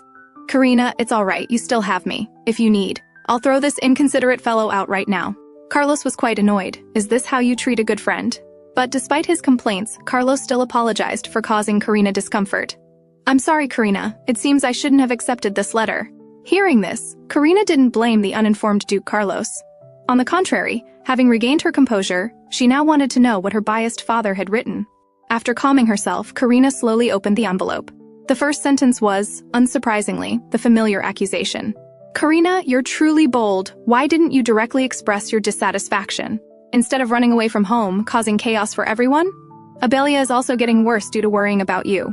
Why don't you, as the elder sister, know to care for your younger siblings? And have you considered how your actions bring negative impacts to our family? So, if you don't want to be expelled from the family, come back quickly and stop embarrassing the family out there." After reading the letter, Karina let out a self-mocking laugh. What was she expecting? Compared to her safety, her father indeed valued the family's reputation more. "You always say that if there's any dissatisfaction, it can be expressed directly. But when I spoke, which one of you ever listened seriously? Your eyes only see my fragile sister Abelia. But now, isn't that child's condition better than mine, a dying person?" Completely disappointed, Karina rose despondently and walked straight to the nearby fireplace. "Even in the end, you refuse to believe I'm ill. I suppose if I were ill, it would be troublesome for them. So the relationship between my father and me is completely severed after reading these words. Father." After burning the letter, Karina turned back to comfort the shocked duo. But as soon as she opened her mouth, she felt a twisting pain in her heart. Has something happened to Hedda? Duke Mirian rushed forward in one stride, supporting Karina, who was about to collapse, while the knowledgeable Carlos Duke immediately recognized that something might have happened to Hedda, the monster Karina created. Hearing this, Karina, enduring severe pain, anxiously ran towards monster Hedda. Outside, chaos had erupted. The previously calm and docile monster Hedda had become extremely agitated. Seeing this, Karina anxiously wanted to step forward to intervene, but was pulled into the embrace of the concerned Duke Mirian. "Karina, the monster is dangerous right now, don't go near it." He then turned around and sternly asked the knights present what had happened. It turned out that, not long ago, 2 knights, seeing the usually bloodthirsty and frenzied monster Hedda, now calm and peaceful, became intensely curious. One knight even unsheathed his sword, hoping to find monster Hedda's weakness in this opportunity. But unexpectedly, this action enraged monster Hedda, leading to the current escalating situation. Upon hearing this, Duke Mirian's face turned ashen. He had strictly warned them, yet his subordinates violated his orders, nearly causing harm to Karina. He apologetically turned to Karina, but Karina wasn't angry with the Duke at all, instead comforting him that she had a solution. Hearing this, Mirian felt mixed emotions and was about to speak, when he was interrupted by Carlos Duke, who was watching their affectionate exchange. "Excuse me, you two, it seems you've forgotten there's a professional like me nearby." Once he had their attention, Duke Carlos set aside his carefree smile and seriously told Duke Mirian, "That creature was created by Karina, so only Karina can calm it down. Don't worry, it won't harm Karina." Seeing his good friend so certain, the Duke no longer objected. He quickly ordered everyone to stay away from monster Hedda, creating a quiet environment for Karina. After issuing these commands, the Duke, still concerned, lowered his head and whispered a few words in Karina's ear. Then, after instructing his men to remain quiet, he turned and left. Karina then approached, with a mix of trepidation and nervousness, the large child she had created. Karina slowly extended her hand, softly comforting. "It's okay, child. Don't be afraid." The previously agitated monster Hedda truly calmed down as Karina approached, and in Karina's mind she recalled what Duke Mirian had whispered in her ear. "Karina, with me, you don't need to restrain yourself. Do whatever you want, because no matter what happens, I will be by your side protecting you." The art-loving Karina finally had a studio of her own. This was carefully prepared for her by Duke Mirian. It's worth noting that Karina had never owned proper painting supplies in her own home. Her room, whether day or night, was always particularly dim. But now in her fiancé's home, after just 3 months of acquaintance, she had a luxurious, bright, exclusive studio. Karina was extremely fond of this unique gift. It was more precious than any gift she had received growing up. But while happy, she also felt a pang of sadness. Yet she wasn't sad for herself, but for the Duke. She knew her life was reaching its end. She couldn't accompany the Duke in the days ahead. So Karina, facing the Duke's affection, could only carefully avoid it. The Duke also noticed Karina's awkwardness, so he presented a fossil as a gift, under the pretext of thanking her for helping identify Monster Hedda's weakness. But Karina still felt undeserving. After all, the Monster Hedda she created had collided with many people and damaged much furniture. The Duke, facing such a conscientious Karina, was at a loss. He could only awkwardly turn his head aside, remaining silent. Karina chuckled. Seeing the Duke's reaction, she ceased teasing him. She turned and sincerely thanked the Duke. "I love this gift very much. Now I no longer need to worry about running out of paint, and I have a spacious, bright studio where I can create anytime. It's just a pity I can only stay here for half a year. As long as you're willing, you can stay here forever, and even after returning to the Duke's mansion, you can still come here often." But the more the Duke spoke this way, the more Karina's heart ached. She painfully fidgeted with her fingers, wanting to tell the Duke the truth. But she didn't want the Duke's future days to be filled with pain. In the end, she chose to force a smile and turned around, thanking the Duke for his kindness. Perhaps quietly departing would be the best choice for the Duke and everyone else. After leaving Karina's room, the Duke couldn't help but feel regretful, lamenting how quickly time had passed. While also feeling some frustration, why had he only agreed to 1 year with Karina? Why hadn't he been more greedy then? For Karina's sake, the Duke was wholehearted. To help Karina recover her health sooner, when faced with teasing from his friend Duke Carlos, he no longer responded with his usual merciless retorts. Instead, he earnestly requested that his friend must cure Karina, because no one understood art disease better than him. Duke Carlos, faced with the suddenly serious Duke, was momentarily taken aback. But looking at Mirian's despondent figure, Carlos seemed to understand something. Meanwhile, the Duke's concern, Karina, was banging her head against the wall. Because when she heard the Duke's words asking her to stay, she was actually very happy. But why did she say such hurtful words? Just as she was considering whether to find Duke Mirian to explain, Duke Carlos arrived at her room. He wanted to talk with Karina about her condition. The initially somewhat pleased Karina, upon hearing this, felt a flash of panic. Had Dr. Winston told him about her condition? But she had just recently begged him not to tell anyone that she wouldn't live long. Once again, Karina felt that helpless sense of betrayal. Seeing this, Duke Carlos quickly clarified, "I was entrusted by Mirian to help treat your art disease. That's why I persistently questioned Dr. Winston. He didn't voluntarily tell me about your condition. Besides, I've known from the beginning that your art disease is very severe, Miss Karina, because our Carlos family has kept ancient records about art disease. After all, our Carlos family has been sponsoring artists since long ago. Among them were artists with miracle creation abilities like yours. However, Miss Karina, your ability is more powerful. According to records, created life forms rarely survive beyond a day, and there's no record of anyone granting life to giant monsters. So, Miss Karina, your ability, theoretically, could be considered close to a creator god's omnipotence." But Karina didn't seem surprised by these words. Instead, her expression turned melancholic. She had never thought her ability would be so powerful. Previously, neglected by her family, she had always considered herself the most useless, not even ornamental, ordinary lady in the family. "So, Duke Carlos, from what you know, did all these artists use their abilities at the cost of their lives?" "Yes, as far as I know, artists with these abilities all contracted art disease, and they all died before turning 30. They say these artists focus solely on their paintings, with no interest in life. And they would become increasingly obsessed with painting, eventually using their own flesh and blood as paint, unhesitatingly giving their lives for their artwork. So, Karina, I want to help you. But to truly help you, you must not conceal anything from me, no matter how small. If you're experiencing any of the symptoms I'm about to describe, you must tell me honestly. From what I know, creators with art disease not only become obsessed, but also grow increasingly sensitive as time passes. They paint without sleep or rest, as if hypnotized, because they believe their created life forms are the only beings who understand them, since they view these life forms as their everything. Hearing this, Karina couldn't help but close her shocked lips. I have all the symptoms you mentioned. As time passes, I not only become more sensitive, but I also paint without sleep or rest. But I can't stop, because in this world, no one listens to my heart. Before coming here, no one ever cared about my feelings. Only the kids I create understand me. I was just so lonely, Karina, all I've said isn't to blame you. I want you to understand that constantly escaping will only hurt you in the end. If you continue to inject anger, sadness, and loneliness into your paintings, ignoring those who truly care for you, you'll surely regret it. Also, I heard from Dr. Winston that you have less than a year to live. Is that right? Have you considered giving up painting? I've never thought about giving up painting because painting is my entire life. Duke Carlos expressed understanding. He too had invested much in music since childhood. The joy of creation is not easily abandoned. By the way, Karina, there's something I'd like to ask of you. Duke Carlos requested Karina to paint in front of him. He wanted to see what Karina looked like when using her ability. Faced with Duke Carlos's request, Karina didn't refuse, because after receiving her father's reproachful letter, she had responded with a letter severing their father-daughter relationship. Now she could paint a portal to send the letter back. Soon, Karina prepared her painting supplies and began. As the brush moved across the paper, Duke Carlos's eyes widened, watching Karina's concentration and her fluid lines and unique painting style. Duke Carlos felt he wasn't simply observing the creation of a painting, but was immersed in the scene of the painting, watching beautiful scenery being created before his eyes. This magical experience made even the worldly Duke Carlos exclaim that Karina's ability was truly amazing. He didn't know how to express the surging passion in his heart to Karina, but Karina suddenly felt dizzy, a sign of her weak physical state and exhaustion, yet she still forced herself to complete the portal. Suddenly, a melodious flute sound came from nearby. It was Duke Carlos. His flute possessed the ability to heal and restore energy. Hearing this pleasant, flowing music, Karina immediately felt her breathing ease. Even her body seemed lighter. With Duke Carlos's flute enhancement, Karina's portal was successfully completed.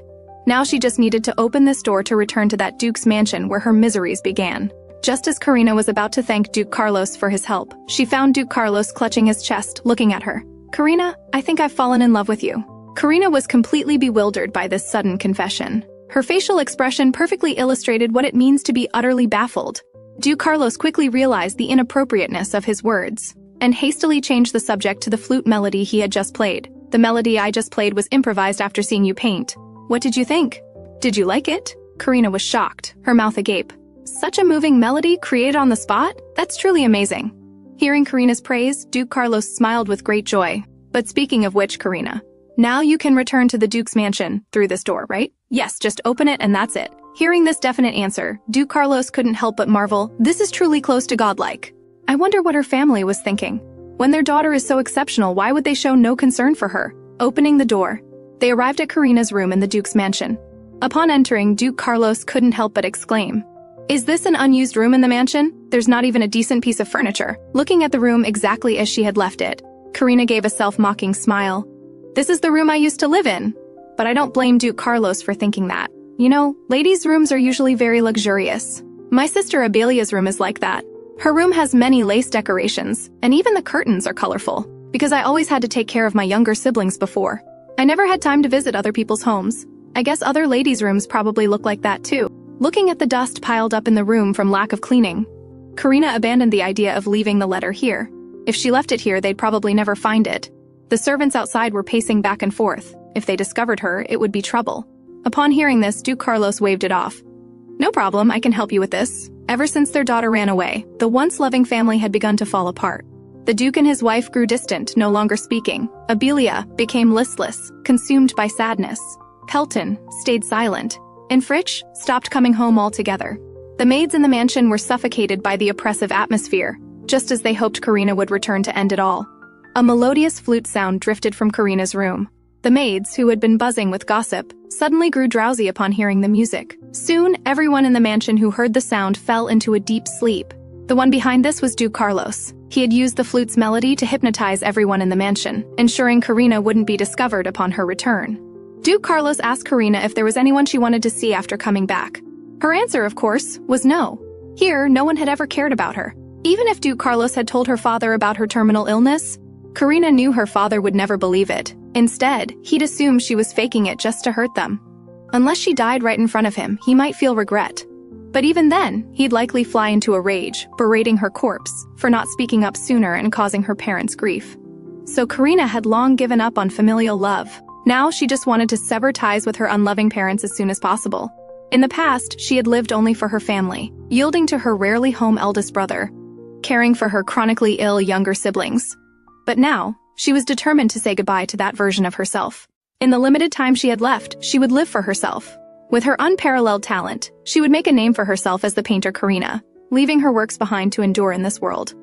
With Duke Carlos's help, the letter was delivered to the Duke's mansion. But when her father, the Duke, saw it, he didn't recognize it at first. The handwriting on the letter felt vaguely familiar.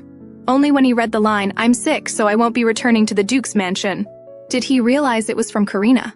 After his last letter scolding her, he hadn't expected her to reply with such finality.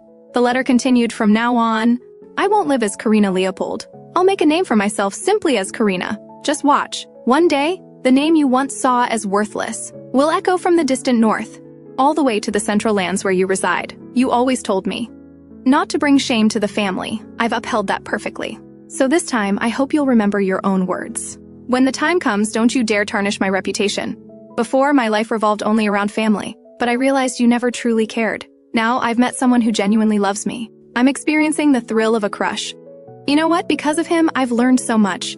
My life doesn't have to revolve around family. He gave me the courage and confidence to live boldly as myself.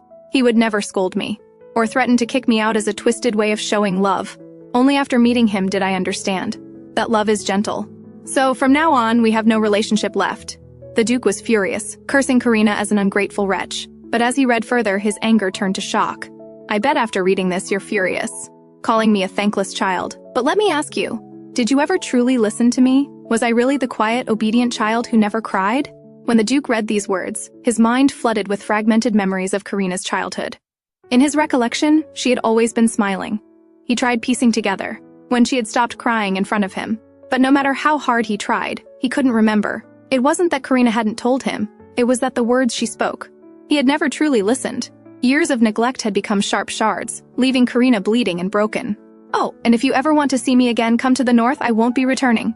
As for my funeral, do whatever you want." The Duke exploded in rage, shouting orders at the butler. "Contact Duke Mirian immediately. Have him send that brat back at once." "But, my lord, the north is in the midst of winter. Monsters are rampant. No one can enter or leave easily." "I don't care. That child dares to claim she's terminally ill. And she even told us to handle her own funeral ourselves.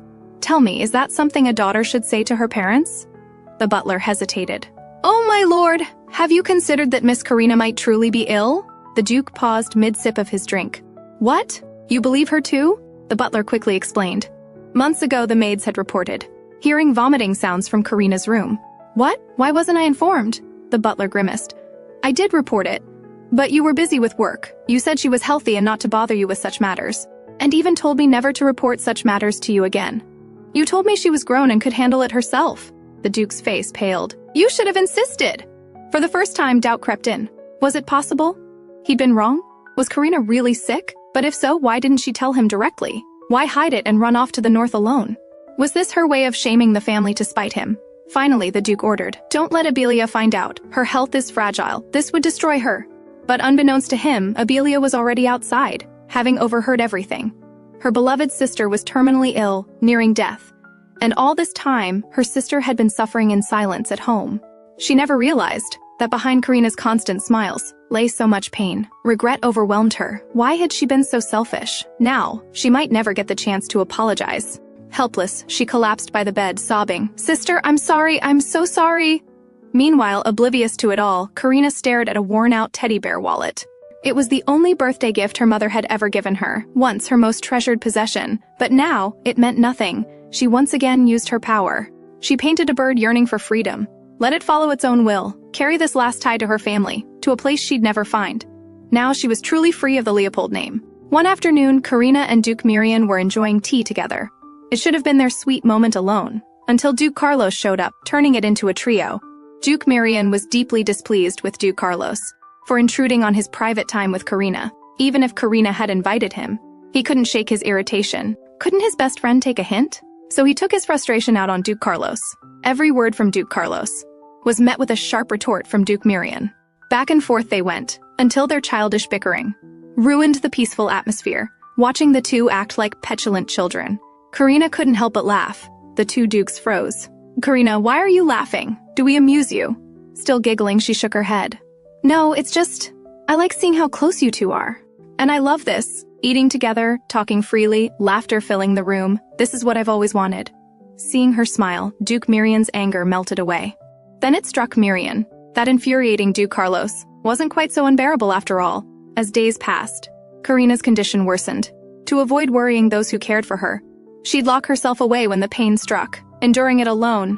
Back home, no one would have noticed. But here in the Duke Mirian's mansion, here were people who genuinely loved and cared for her. So when Karina secluded herself, the servants quickly grew suspicious. They found her collapsed on the floor, barely conscious from the agony, and immediately stepped forward to inquire about Karina's condition. Yet Karina didn't want to trouble those who cared for her. She still forced a smile and said she was fine. But the maid ultimately insisted on notifying Dr. Winston, because this was something Duke Mirian emphasized every day. If Miss Karina showed any discomfort, they must notify Dr. Winston immediately. Soon, Dr. Winston arrived at Karina's room. After a thorough examination, he learned that Karina's art disease had worsened compared to before, but fortunately, it wouldn't deteriorate rapidly in the short term.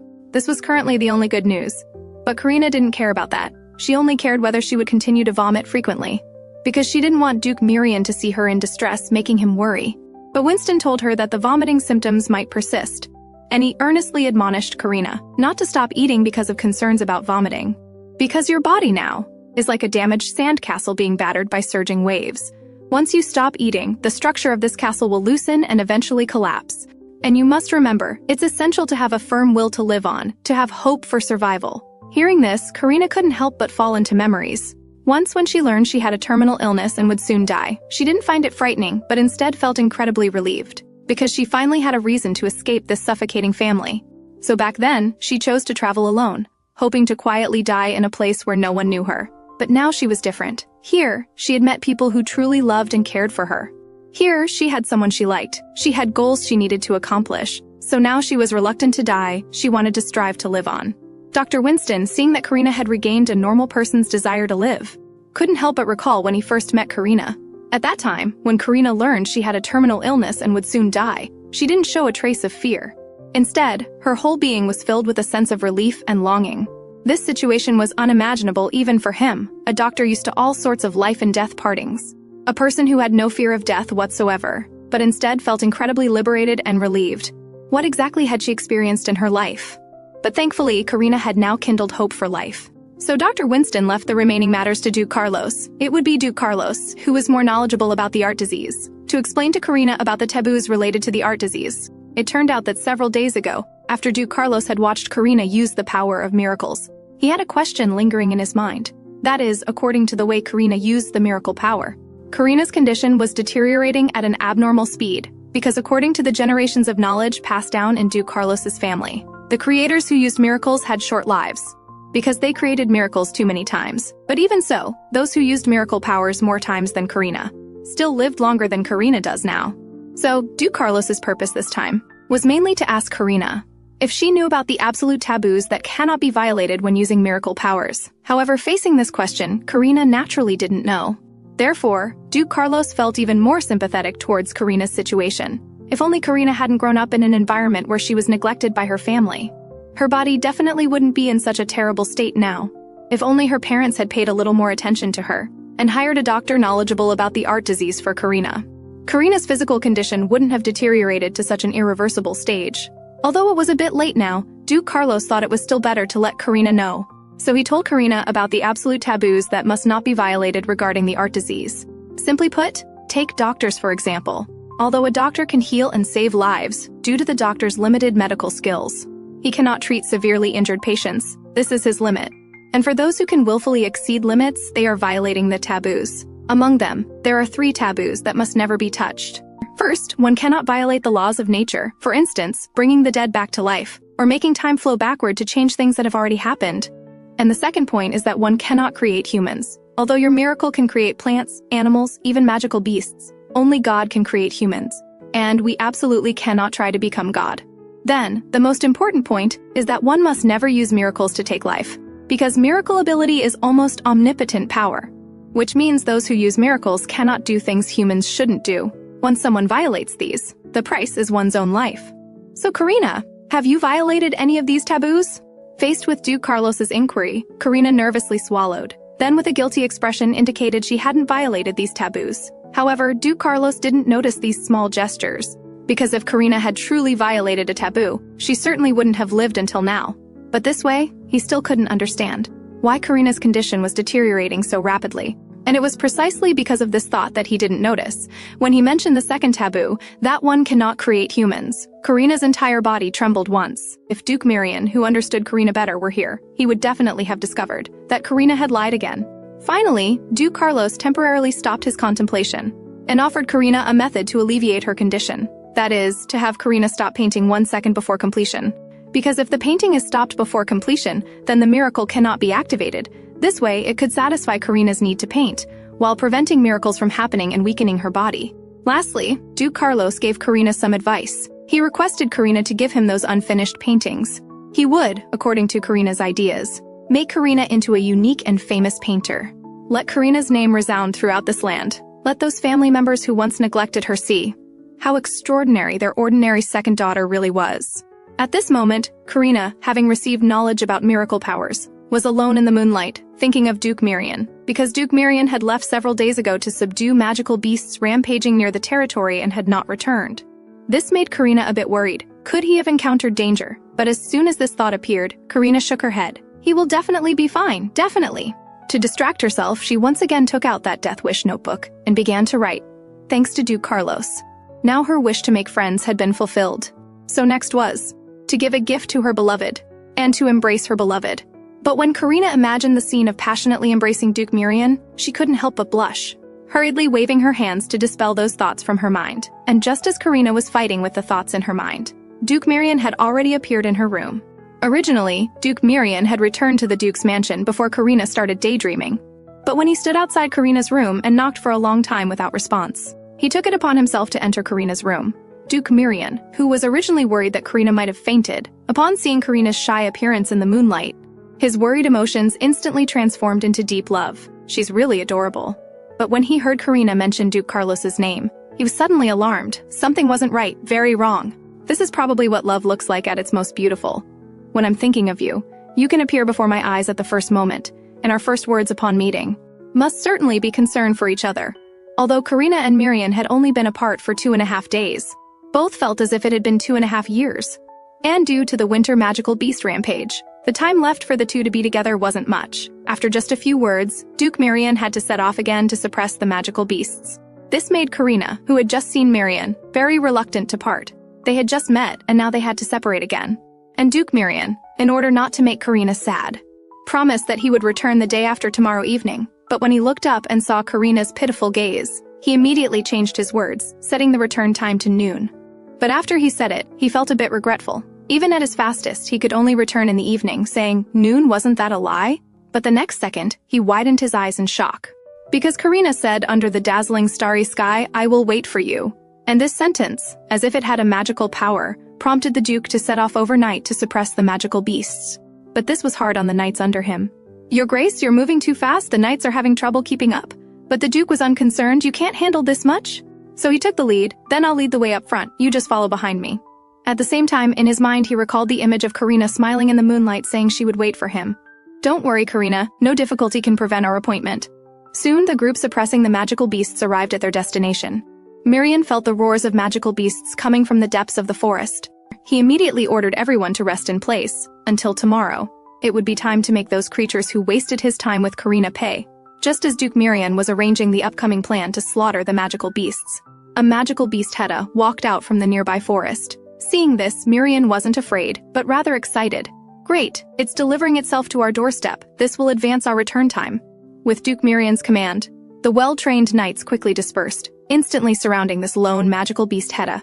But just as Duke Mirian thought victory was assured, the surrounded magical beast Hedda suddenly let out a cry of distress. Then, the ground beneath everyone's feet suddenly began to shake. Pairs of eyes emitting a ghostly light appeared in the deep darkness. A pack of frenzied magical beasts, Heta, instantly surrounded Miriam and the others. Among them, a young knight trembled with fear. Since when did typically solitary magical beasts learn group tactics? He looked to Duke Miriam, who was entangled in combat with a magical beast, for help. And Duke Miriam hadn't anticipated this either. Now, all his retreat routes were blocked by suddenly appearing magical beasts. But fortunately, with Karina's help earlier, he had already found the weakness of magical beast Heta. As the sharp blade pierced into the magical beast Heta's body, the magical beast Heta, fighting with Duke Miriam, instantly lost its life. Finding a moment of respite, Duke Miriam quickly spoke. "Everyone remember the spot I just attacked. As long as we attack the weak points, we can break through." However, just as Duke Miriam finished speaking, a magical beast silently appeared behind him. Before Duke Miriam could react, it launched an attack. Meanwhile, on the other side, Karina was still in the snow, eagerly awaiting Duke Miriam's return, but after waiting for most of the day, she only received the alarm of an approaching horde of magical beasts Heta. This caused Karina's heart to ache inexplicably. Please don't let anything happen. Just as Duke Miriam had gone out to quell the magical beast uprising, encountering an ambush with his fate unknown, a large number of magical beasts Heta surrounded the city where Karina was staying, and because the Duke had previously set off overnight to suppress magical beasts, taking most of the elite knights from the city, this resulted in the city's defensive forces being unprecedentedly weak. Therefore, faced with the sudden arrival of a large number of enraged magical beasts, the already weak defensive line immediately became precarious. Karina inside the city watched with anxiety. What could she do to help them? At this moment, she saw her paint box.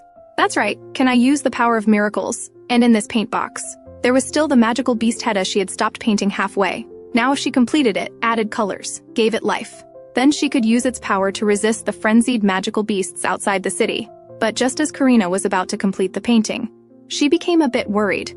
Could a single magical beast Heta she created resist the tide of thousands upon thousands of magical beasts outside the city? Obviously this was impossible, and as Karina was hesitating, news came that the city wall was about to be breached. This made Karina even more anxious. What should she do? Suddenly, in Karina's mind, she recalled what Duke Carlos had once told her. Some artists with miracle powers would use their own blood as paint to create works far beyond their usual level. Karina had a bold idea. If she used her own blood as paint to give life to magical beast Heta, then would the creature she created become even more powerful? But Duke Carlos had also seriously warned her. Such a method would cause severe damage to the body, almost no different from suicide. So Karina hesitated, because she had promised Duke Miriam she would do her utmost to stay alive. But when Karina saw the soldiers on the city wall fighting with the monster Heta, she immediately made up her mind. "I'm sorry, Miriam. I can't stand by and watch monsters breach the walls. I can't bear to see the place we've lived together get destroyed. Since I arrived here, you've always been the one taking care of me and protecting me. You showed me what love and warmth truly mean. You allowed me to become my true self. So this time, let me take your place. Let me protect everything here, using her life as canvas, her blood as paint, and the last of her remaining time as the price, just to create one powerful monster, to drive back the beast horde outside the city." On the city wall, soldiers were reporting the latest battle situation to the butler. "We've sent a carrier pigeon to the Duke, but haven't received a reply yet. And because the number of monsters outside the city continues to increase, our defense line won't hold for much longer." Hearing this, the butler turned around, intending to take Karina away from this dangerous place. But before he could act, a powerful monster Heta broke through the tower and rushed in. The well-trained soldiers immediately formed a defensive formation. "It's a monster! A monster has broken in!" But to everyone's surprise, a familiar voice sounded from behind the monster. "It's me, Karina. You don't need to worry. She won't attack us." Faced with this situation, everyone looked confused. But Karina had no time to explain to them. She turned to look at the monster beside her. "Heta, I need your help now, before Miriam returns. Can you help me keep those monsters outside the city?" And this monster Heta, being a creature created by Karina, naturally agreed to her request. After nodding to Karina, she immediately turned and jumped off the 100-meter-high city wall. Opening her huge mouth, she charged toward the monster horde below the wall. As soon as she entered the fray, Monster Heta displayed her tremendous power. In an instant, she cut through the dense mass of monsters. Karina, watching from the city wall, couldn't help but exclaim in admiration, "This is really amazing!" But suddenly, Karina heard a strange voice. "I'm going to kill all of you." Karina looked around in surprise, but no one around her showed any unusual reaction. Karina found it strange. Was she hearing things? Suddenly, Karina realized, could this be the voice of Monster Heta? At the center of the monster horde, Heta was constantly searching through mountains of monster corpses, and as her movements became faster, that voice in Karina's mind also grew more frantic. "Where is it?" "Impossible. Where?" Ah, found it. So it was here. A series of maddened voices kept ringing in Karina's head. Where is it? Where is that delicious thing? Monster Heta was seen, constantly searching for something among the mountain-like pile of corpses. But this behavior, to outsiders, looked like she was devouring the bodies of her own kind. Is that Heta? Eating her own kind? Lady Karina, is it okay for her to eat her own kind? However, Karina was no longer there. She was anxiously running toward Monster Heta because new conversations had appeared in her mind. It was a dialogue between Monster Heta and other surviving monsters. I'm different from you. I have my own master. Today, none of you will escape. Your bodies contain something my master needs. As soon as she finished speaking, Monster Heta rushed toward the last few surviving monsters, intending to kill them all on the spot. But at that moment, Karina, who had reached the battlefield, stopped her. Heta, let them go. Don't kill them all. Heta was obedient and immediately returned to Karina's side, after the remaining monsters retreated. Karina quickly asked her burning questions. What were you looking for just now? And what's this about your master? However, Monster Heta had now returned to her normal state, and she was quite confused by Karina's questions. Just as Karina wanted to inquire further, she suddenly heard urgent hoofbeats behind her. It was Duke Mirian. He had returned. Mirian immediately shielded Karina, who was in front of Monster Heta, in his arms. Everyone, take my command. Capture this Heta. Wait! She's mine! For a moment, the atmosphere between the two people and the beast became somewhat awkward. Karina, what do you mean by that? I'm saying this Heta was drawn by me, created to resist the monster tide. Hearing this, Duke Mirian's face immediately darkened. Didn't you promise me you wouldn't use the power of miracles anymore? Don't you know this has a huge impact on your body? Karina looked guilty and could only explain quietly, but the situation was so urgent at the time. What about Duke Carlos? Didn't he have any other solutions? You mean Duke Carlos? But I haven't seen him. At that moment, the subject of their discussion had just woken up from his afternoon nap, and he was constantly complaining. Didn't Karina say Mirian would be back by noon? But there's still no sign of him. This is really unreliable. Duke Carlos had just woken up. When he saw an angry Duke Mirian, a guilty-looking Karina, and a fierce monster Heta appear before him. Instantly, Duke Carlos had an ominous feeling. In the living room, the three people were silent, creating an extremely strange atmosphere. One was waiting for the other to explain, one was too nervous to know how to begin, while the third had no idea what was happening. Finally, Karina retold the story of the monster attack. However, she deliberately concealed her use of blood to create a monster, because she didn't want Duke Mirian to worry more. In the end, Duke Mirian sighed helplessly. What reason did he have to blame Karina, who had fought with all her might to resist the tide? He even believed that if he had returned earlier, Karina wouldn't have been injured. And Duke Carlos, seeing both of them considering each other, couldn't help but laugh. You two really look good together. But back to the point, Karina. Can you really not make Heta disappear like before? You don't know how scared I was when I saw her appear in front of me. To this, Karina expressed her apologies. I've tried many times, but I can't bring Monster Heta back into the painting. It's like she's already beyond my control. But what I can be sure of now is that she still listens to me and won't run around attacking people. Duke Carlos found it strange. This was the first time he had heard of a miracle losing control. By the way, Karina, has anything strange happened since you created Monster Heta until now? Upon hearing this, Karina immediately remembered that, after defeating the monster horde, Monster Heta seemed to have eaten something. But suddenly, Karina spat out a mouthful of blood. Strange, I don't feel any pain in my body. This was Karina's last thought before she lost consciousness and fell. At that moment, she felt as if someone was squeezing her heart tightly and crushing it. That fear of approaching death was so overwhelming that she could no longer hold on. She painfully shed tears. Mirian, it hurts so much. I don't want to die like this. Mirian, I'm in so much pain. I feel like my heart is being torn apart. And Mirian, looking at the suffering Karina, could only hold her tightly in his arms. At this moment, he hated himself so much for why he couldn't help Karina. Why could he only watch her endure such great pain, but couldn't share it for her? Why was he so useless? Finally, Karina stopped her painful cries, and her hand fell. She had passed out from the pain, and at this moment, Duke Carlos hurriedly arrived at the scene with Dr. Winston, and immediately handed a seemingly precious jewel to Duke Mirian. This is heron. It can only be formed within the bodies of powerful monsters. Mirian, quickly give this to Karina, it will help her. Indeed, as the heron got closer, Karina's breathing immediately became much more stable. Even her painful expression improved somewhat. After entrusting the unconscious Karina to Dr. Winston, the two men left the room. Outside the room, when Mirian learned that the cause of Karina's illness was that monster Heta, Duke Mirian immediately wanted to eliminate it, but he was stopped by Duke Carlos. Because Monster Heta was already a manifested miracle, and now it had escaped Karina's control. So even if you kill her now, it won't make Karina better. Hearing this, Duke Mirian immediately began to blame himself again. If I hadn't come back late, Karina wouldn't have ended up like this. I'm the one who made her suffer so much, yet I can do nothing about it. I'm really useless. As Mirian sank deeper into self-blame, Duke Carlos interrupted him. Actually, there is a way to alleviate Karina's suffering. You saw it just now, didn't you? When you placed the heron near Karina, her breathing immediately stabilized. So I'm guessing that heron might become a treatment for the art disease, because I've been researching recently. I discovered it can resonate with my miracle, that feeling, as if it wants to counteract my miracle. Plus, before Karina fainted, she mentioned, the Hedda she created, after killing monsters, had been constantly searching through the corpses of its kind, and finally seemed to have eaten something.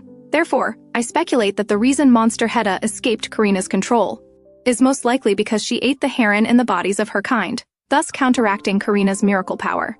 But these are just my guesses. I need more heron to verify. Hearing this, Duke Mirian smiled. Then leave that to me. Winter is coming soon. Those hungry monsters will soon swarm in large groups. By then, the crusade will officially begin. And in the bodies of those monster leaders, there will definitely be larger heron. For Karina, people must kill them all and bring back the heron. After that day, Mirian took even more meticulous care of Karina. Every day, he would supervise her to eat a certain amount of food. Every night, he would stay by her side to help the fear of darkness Karina fall asleep. This day, Karina was drawing as usual, but before she knew it, she had accidentally completed the entire painting. In an instant, the power of the miracle occurred. Beautiful butterflies flew out of Karina's painting. Although I had promised Duke Carlos not to complete any paintings. But since I've already drawn you all, let's play for a while before you go. Saying this, Karina opened the window, and the butterflies danced under the azure sky. This is really beautiful. After a while, when all the butterflies had disappeared, Karina carefully checked around to make sure she hadn't been discovered. But when she saw Duke Mirian looking up at her from below, she knew the matter had been exposed. Judging from his expression just now, he's clearly angry. What should I do? Karina anxiously stamped her feet. But what was meant to come would come, and soon, Duke Mirian's voice sounded at the door. Karina, you really… I didn't mean to. I was just too absorbed in painting and didn't notice for a moment. I really didn't mean to. Seeing Karina's timid appearance, how could Mirian still be angry? In the end, he could only sigh helplessly. Karina, you know I'm very worried about you, right? I know if I force you to give up painting, you would be devastated. So I don't want to force you to do things you don't like, but I hope you will take better care of yourself. Because if possible, I want to be with you longer. Hearing this, Karina was deeply moved. But at the same time, her heart was filled with grief. Why, in her final days, would she meet the man she wanted to spend her life with? When facing Karina, Duke Mirian always showed his most relaxed side, but privately he was under enormous pressure to help alleviate Karina's condition. Duke Mirian went out every day to hunt monsters, just to obtain the heron inside monster bodies. Because he had learned from Duke Carlos that heron could potentially become the cornerstone of a treatment for the art disease. And every day he would inquire about Karina's condition from Duke Carlos. But this day, he learned from Duke Carlos that Karina's condition had worsened again, and some painkillers no longer had any effect. Duke Mirian once again fell into self-blame. She's in so much pain, yet I can do nothing. Duke Carlos, seeing this, teased him. Have you fallen in love with Karina? I remember at your engagement party with her, you told me yourself that you found her troublesome. Hearing this, Mirian stubbornly turned his head. I just can't stand to see someone die in front of me. After Duke Carlos left, Mirian came alone to the window. Looking at Karina playing with the monster in the garden, he fell into memories. When did he start paying attention to her? He still remembered. When Karina first arrived, he found it quite troublesome, and when she took out the marriage contract saying it could be cancelled, he was happy about it, thinking he could finally shed this burden. But somehow, he started unconsciously watching her. When Karina was not within his sight, he would worry, wondering if she was having an attack somewhere, and his mood would become very bad because of it. But every time he saw her smile, his previously bad mood would be dispelled. Sometimes he also wondered if at their first meeting with Karina, he had gotten along well with her. Would her physical condition be better now? Would their relationship be more intimate? If more intimate, would I be able to kiss her? Legend has it that at the end of the sea, there is an immensely huge mountain range. The people of the north call it the end of winter. That mountain range is extremely mysterious. It is said that no one has ever reached it, and no one knows what place those mountains connect to. Some say it's where gods live, others say it's the domain of demons. Still others say there are extinct dragons there. Karina, hearing these different interpretations, said, no matter what people say, I think End of Winter is really a good name. Duke Mirian was somewhat surprised. You think this name is good? Of course, because the end of winter is spring, isn't it? Maybe that place connects to spring. Duke Mirian was amazed. Spring? So it can be explained this way. You know, in the north, the end of winter symbolizes eternal death. because people believe that if winter ends, then everything in the world would disappear.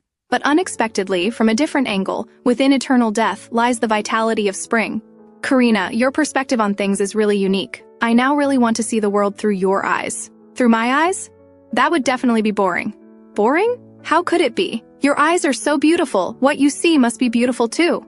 Karina didn't expect Duke Mirian would explain it this way. These intense and straightforward words made her heart beat uncontrollably. He's really so gentle. Suddenly, Karina remembered something. Oh right, Mirian, I have a gift for you. Duke Mirian was very surprised. But when he looked at the thing in his hand, he was a bit puzzled. Is this a painting? It's medicine, healing medicine, with monsters frequently rampaging lately. I'm worried you might get hurt fighting them. So this is a medicine I created through imagination. It can instantly heal any injury, but it cannot heal creatures whose forms cannot be recognized, nor can it save those on the brink of death. However, right now this has no effect, because only after I go back and complete the painting can it be fully created. I believe this potion will definitely help you.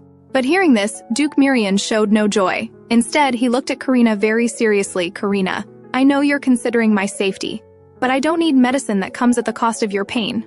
You should know that in my heart. Your health is more important than anything else. Karina's condition was getting worse and worse. Just now, while painting, Karina suddenly felt that for a moment while she was painting, she lost consciousness. She knew this was a sign of her condition worsening again, but she had no time to think more. Because tonight, the Duke's mansion was holding an extremely important banquet, the Eve Festival unique to the north, held at a specific time every year. On this occasion, representatives from all the northern nobles would come to discuss the winter crusade against monsters, and Karina, as Duke Mirian's nominal fiancée, naturally had to attend the banquet. So, she was now preparing for the banquet, but when Karina came down the stairs, she felt an unexplained dizziness, followed by a sudden sharp pain. The heaviness brought by the intense pain and dizziness made Karina helplessly fall on the stairs. Karina knew this was a sign that her body was about to collapse, but how could this be? Didn't Dr. Winston say I still had 4 months to live? Am I going to die now? In an instant, Karina thought of many things. Should she tell Mirian about this situation? Although he had always emphasized that if she felt any discomfort, she must tell him. But he had already done too much for her. Karina knew she would die, so she didn't want to involve Mirian too much, because that would be unfair to him.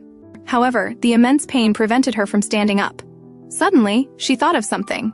Because during a previous attack while painting, Karina had inadvertently discovered that using the power of miracles during an attack could greatly alleviate the pain. But this method was no different from suicide. It was like using one's life as the price for a strong pain reliever. But the upcoming gathering was especially important. So Karina still decided to use this method, because in her remaining time, she didn't want to cause trouble for Duke Mirian, who cared about her. Just as Karina was struggling to get up and head to the art studio, she ran into Duke Mirian, who had come to check on her condition. This sudden encounter left Karina momentarily at a loss, and Duke Mirian, seeing Karina's pale face, immediately realized Karina was having an attack again. So Duke Mirian stepped forward and picked up the suffering Karina, and gently whispered, "You don't need to speak. Let me take you to rest first." At this moment, Karina, leaning in the Duke's arms, knew she wouldn't be able to accompany Mirian to the Eve Festival tonight.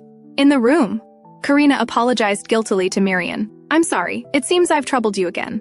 But hearing this, Mirian only gently stroked her burning forehead.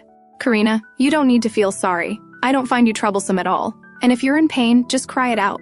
You hiding your pain like this hurts my heart. Actually, you don't need to pretend to be strong in front of me. You can be more honest." Hearing these words, Karina thought of her former family. Why couldn't any of those family members who had lived with her for over 20 years see through her pretense of strength? Yet this man, whom she had only known for a few months, could easily discover her fragile inner self. In an instant, Karina's grievances turned into tears, continuously flowing from the corners of her eyes. Why is this happening?" And Duke Mirian, seeing this, quickly held Karina tightly in his arms and gently patted her back with his broad hand. "Karina, cry if you want to. In front of me, you can fully express your feelings. Be your true self." Hearing these gentle and sincere words, Karina felt the pain from her attack lessened somewhat. But having grown up in a family where she was never valued, being suddenly cared for like this, she couldn't help but have some insecure thoughts. If I weren't sick, would Mirian still be so considerate towards me? If I weren't sick, would we have held our wedding as scheduled and lived an ordinary married life? Slowly, Karina thought more and more, but when she came back to her senses, she found her tears had wet Duke Mirian's formal attire for the evening banquet. So Karina immediately became flustered and uneasy, but Duke Mirian said it was fine, he would just change into another one.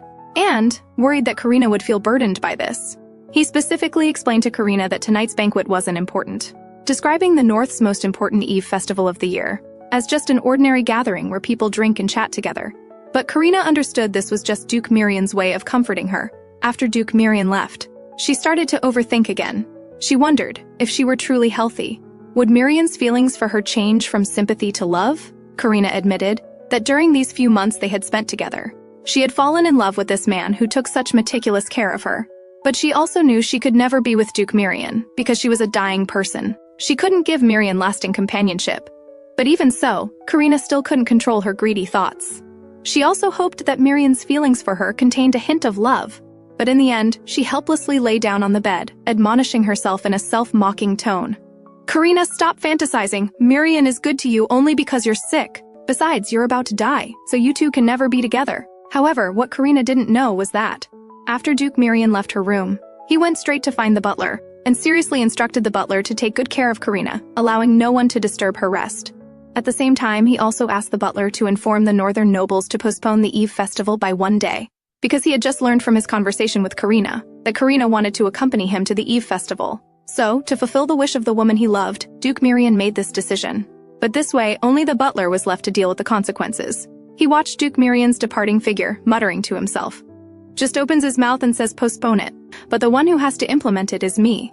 Moreover, postponing the Eve festival is something that has never happened before. Those northern nobles will definitely object when they find out. Then I'll have to face their dissatisfaction alone. It's time to apply for a raise. Mirian and Karina. They finally expressed their feelings for each other, and Duke Mirian got his wish to kiss Karina. When faced with this sudden kiss, Karina did not choose to resist. Instead, as if she had rehearsed it countless times in her mind, she responded to Mirian passionately and eagerly. After a long moment, their lips reluctantly separated slowly. But as the two gradually calmed down, the atmosphere in the room began to turn awkward, and their thoughts differed from one another. Mirian carefully savored that soft touch. Did we just kiss? Since we kissed, does that mean we're together now? And that feeling just now was truly magical. Could I do it again? No. Karina needs to rest now. I shouldn't disturb her anymore. Oh right, Heron. Karina needs Heron to treat her illness. Those frenzied magical beasts, just wait. All the Heron within you will be extracted by my own hands. While Duke Mirian's excited thoughts were racing, Karina beside him was clearly more worried. Had Mirian developed feelings for her too, although she loved him as well? Loved the feeling when he held her hand. Loved the warmth from his palm when he stroked her head. I love Mirian. I love everything about him. But does this mean I've crossed a line? My original purpose for coming here, wasn't it to find a place where nobody cared about me and then die peacefully? But now, I've caused the innocent Duke Mirian to develop special feelings for me? No, Karina cannot allow Duke Mirian to have feelings for her, because she knew deeply how cruel it was to develop such special feelings for someone who was dying. Karina did not want Mirian to suffer alone after her death. So Karina spoke up. Mirian, you really are a thoughtful person. Although this is my first time being comforted with a kiss thanks to you, I feel much better now. When Mirian heard this, his expression changed. What? Did you think I was just using a kiss to comfort you? Duke Mirian admitted he had been somewhat impulsive, because ever since the first day he saw Karina, he had been deeply attracted to this girl who had run away from home. At first, he thought Karina was just a troublesome girl who needed his care, but slowly she began to enter his heart. From his initial awkwardness when helping Karina fix her hair, to becoming skilled and natural without even realizing it. He had grown accustomed to having her by his side every day. He loved her. But now Karina had described his love as merely comfort. Although Mirian knew Karina was speaking against her true feelings, he couldn't help feeling a bit hurt, but he didn't argue. He respected all of Karina's choices, therefore, after a moment of silence. Mirian spoke. Karina, if thinking of it that way makes you feel better, then consider what just happened as comfort. But you little fool should understand that you really have no talent for acting, because your expression right now looks like an abandoned puppy. All right, be good and go to sleep. I'll be right outside. If you feel unwell, you can call me anytime. After Mirian left, Karina remained lost in thought. He is so gentle, I said such hurtful things, yet he didn't get angry with me. Instead, he gently comforted me with concern, knowing I was lying, yet not arguing with me. Why did I have to meet him when I'm about to die? Finally, Karina could only bury her head deep in the blankets, softly expressing her true feelings. Duke Mirian, I like you too, but we ultimately cannot be together. Recently, in the imperial capital, a painter named Karina suddenly appeared. No one knew who she was or where she came from. People only knew she was a genius painter afflicted with the artistic disease. It was said that anyone who saw Karina's paintings would have the illusion of entering the world within the painting. Some couldn't help but speculate about the painter Karina's identity. Some guessed she was a child. Others said she was just a famous painter who had changed her name.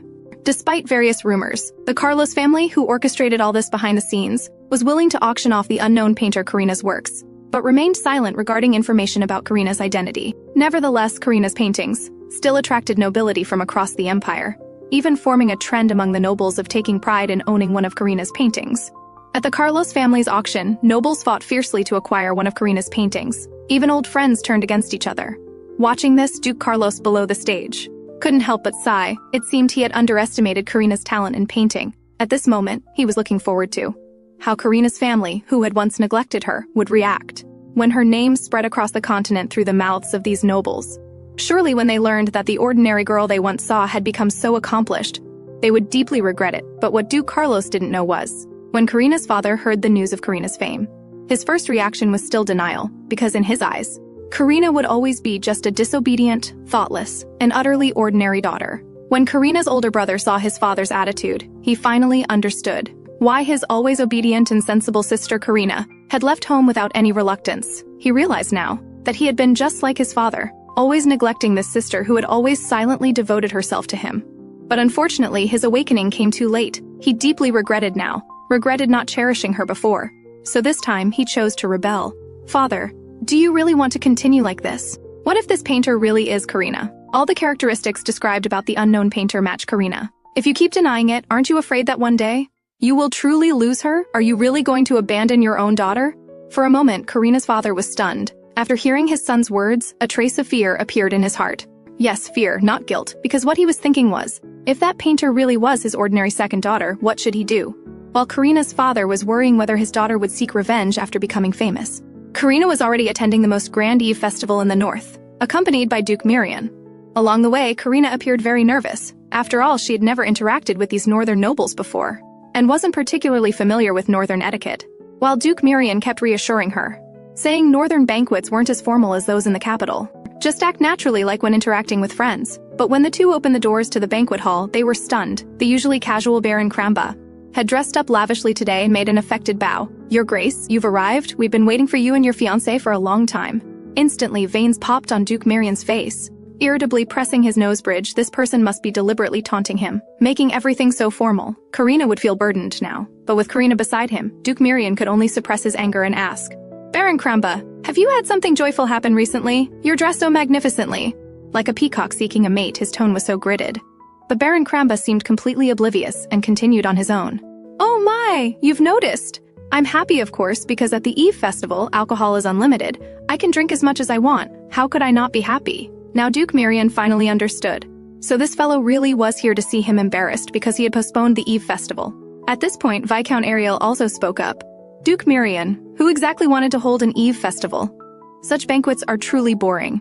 This was outrageous. Weren't they all known for being crafty and experienced? Why were they all so tactless today? If looks could kill, with Duke Mirian's current gaze, these two troublemakers would have died hundreds of times already.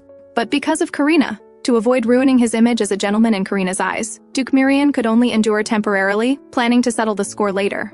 As the atmosphere grew increasingly tense, Karina gently tugged at his sleeve, indicating she wanted to greet everyone. But Mirian responded, "You want to greet these guys? I really don't think that's necessary." But some people insisted on defying his wishes. Baron Kramba raised his left hand high. "Hello, beautiful lady, I am Baron Kramba. And I am Marin Ariel. Just call me Marin. Nice to meet you. You're much more polite than some people." Faced with such warm greetings, Karina politely responded to each one, and explained that Mirian had postponed the Eve festival because of her, hoping everyone wouldn't mind. But these words were quickly interrupted by Mirian. "Don't worry, Karina. The Eve festival is just a simple drinking gathering. Postponing it doesn't matter." Hearing this, Baron Kramba and Viscount Ariel were quite speechless. "He really makes up lies without any preparation. I really want to expose him. Let it go. Let's just go along with him. If we dare mock him in front of Miss Karina, he'll definitely seek revenge later." While the two were whispering, Duke Mirian looked around regretfully. Originally, he had wanted to show Karina around the banquet, but now it was too noisy. That wouldn't work. Hearing this, before Karina could respond, Baron Kramba bowed again and stated that His Grace must be busy with many affairs. He could escort Miss Karina around the banquet and introduce her to all the noble ladies of the north. When Duke Mirian heard this, he immediately said, "You wish." Smiling at Karina, "Don't listen to his nonsense. I'm not busy. Let me introduce you to the northern noble ladies." But not being busy was just Duke Mirian's lie. His subordinates behind him were all silently signaling denial. Seeing this, Karina looked seriously at Marian. Is the Duke really not busy? Do you truly have time to accompany me? I'm quite simple-minded. Please don't deceive me.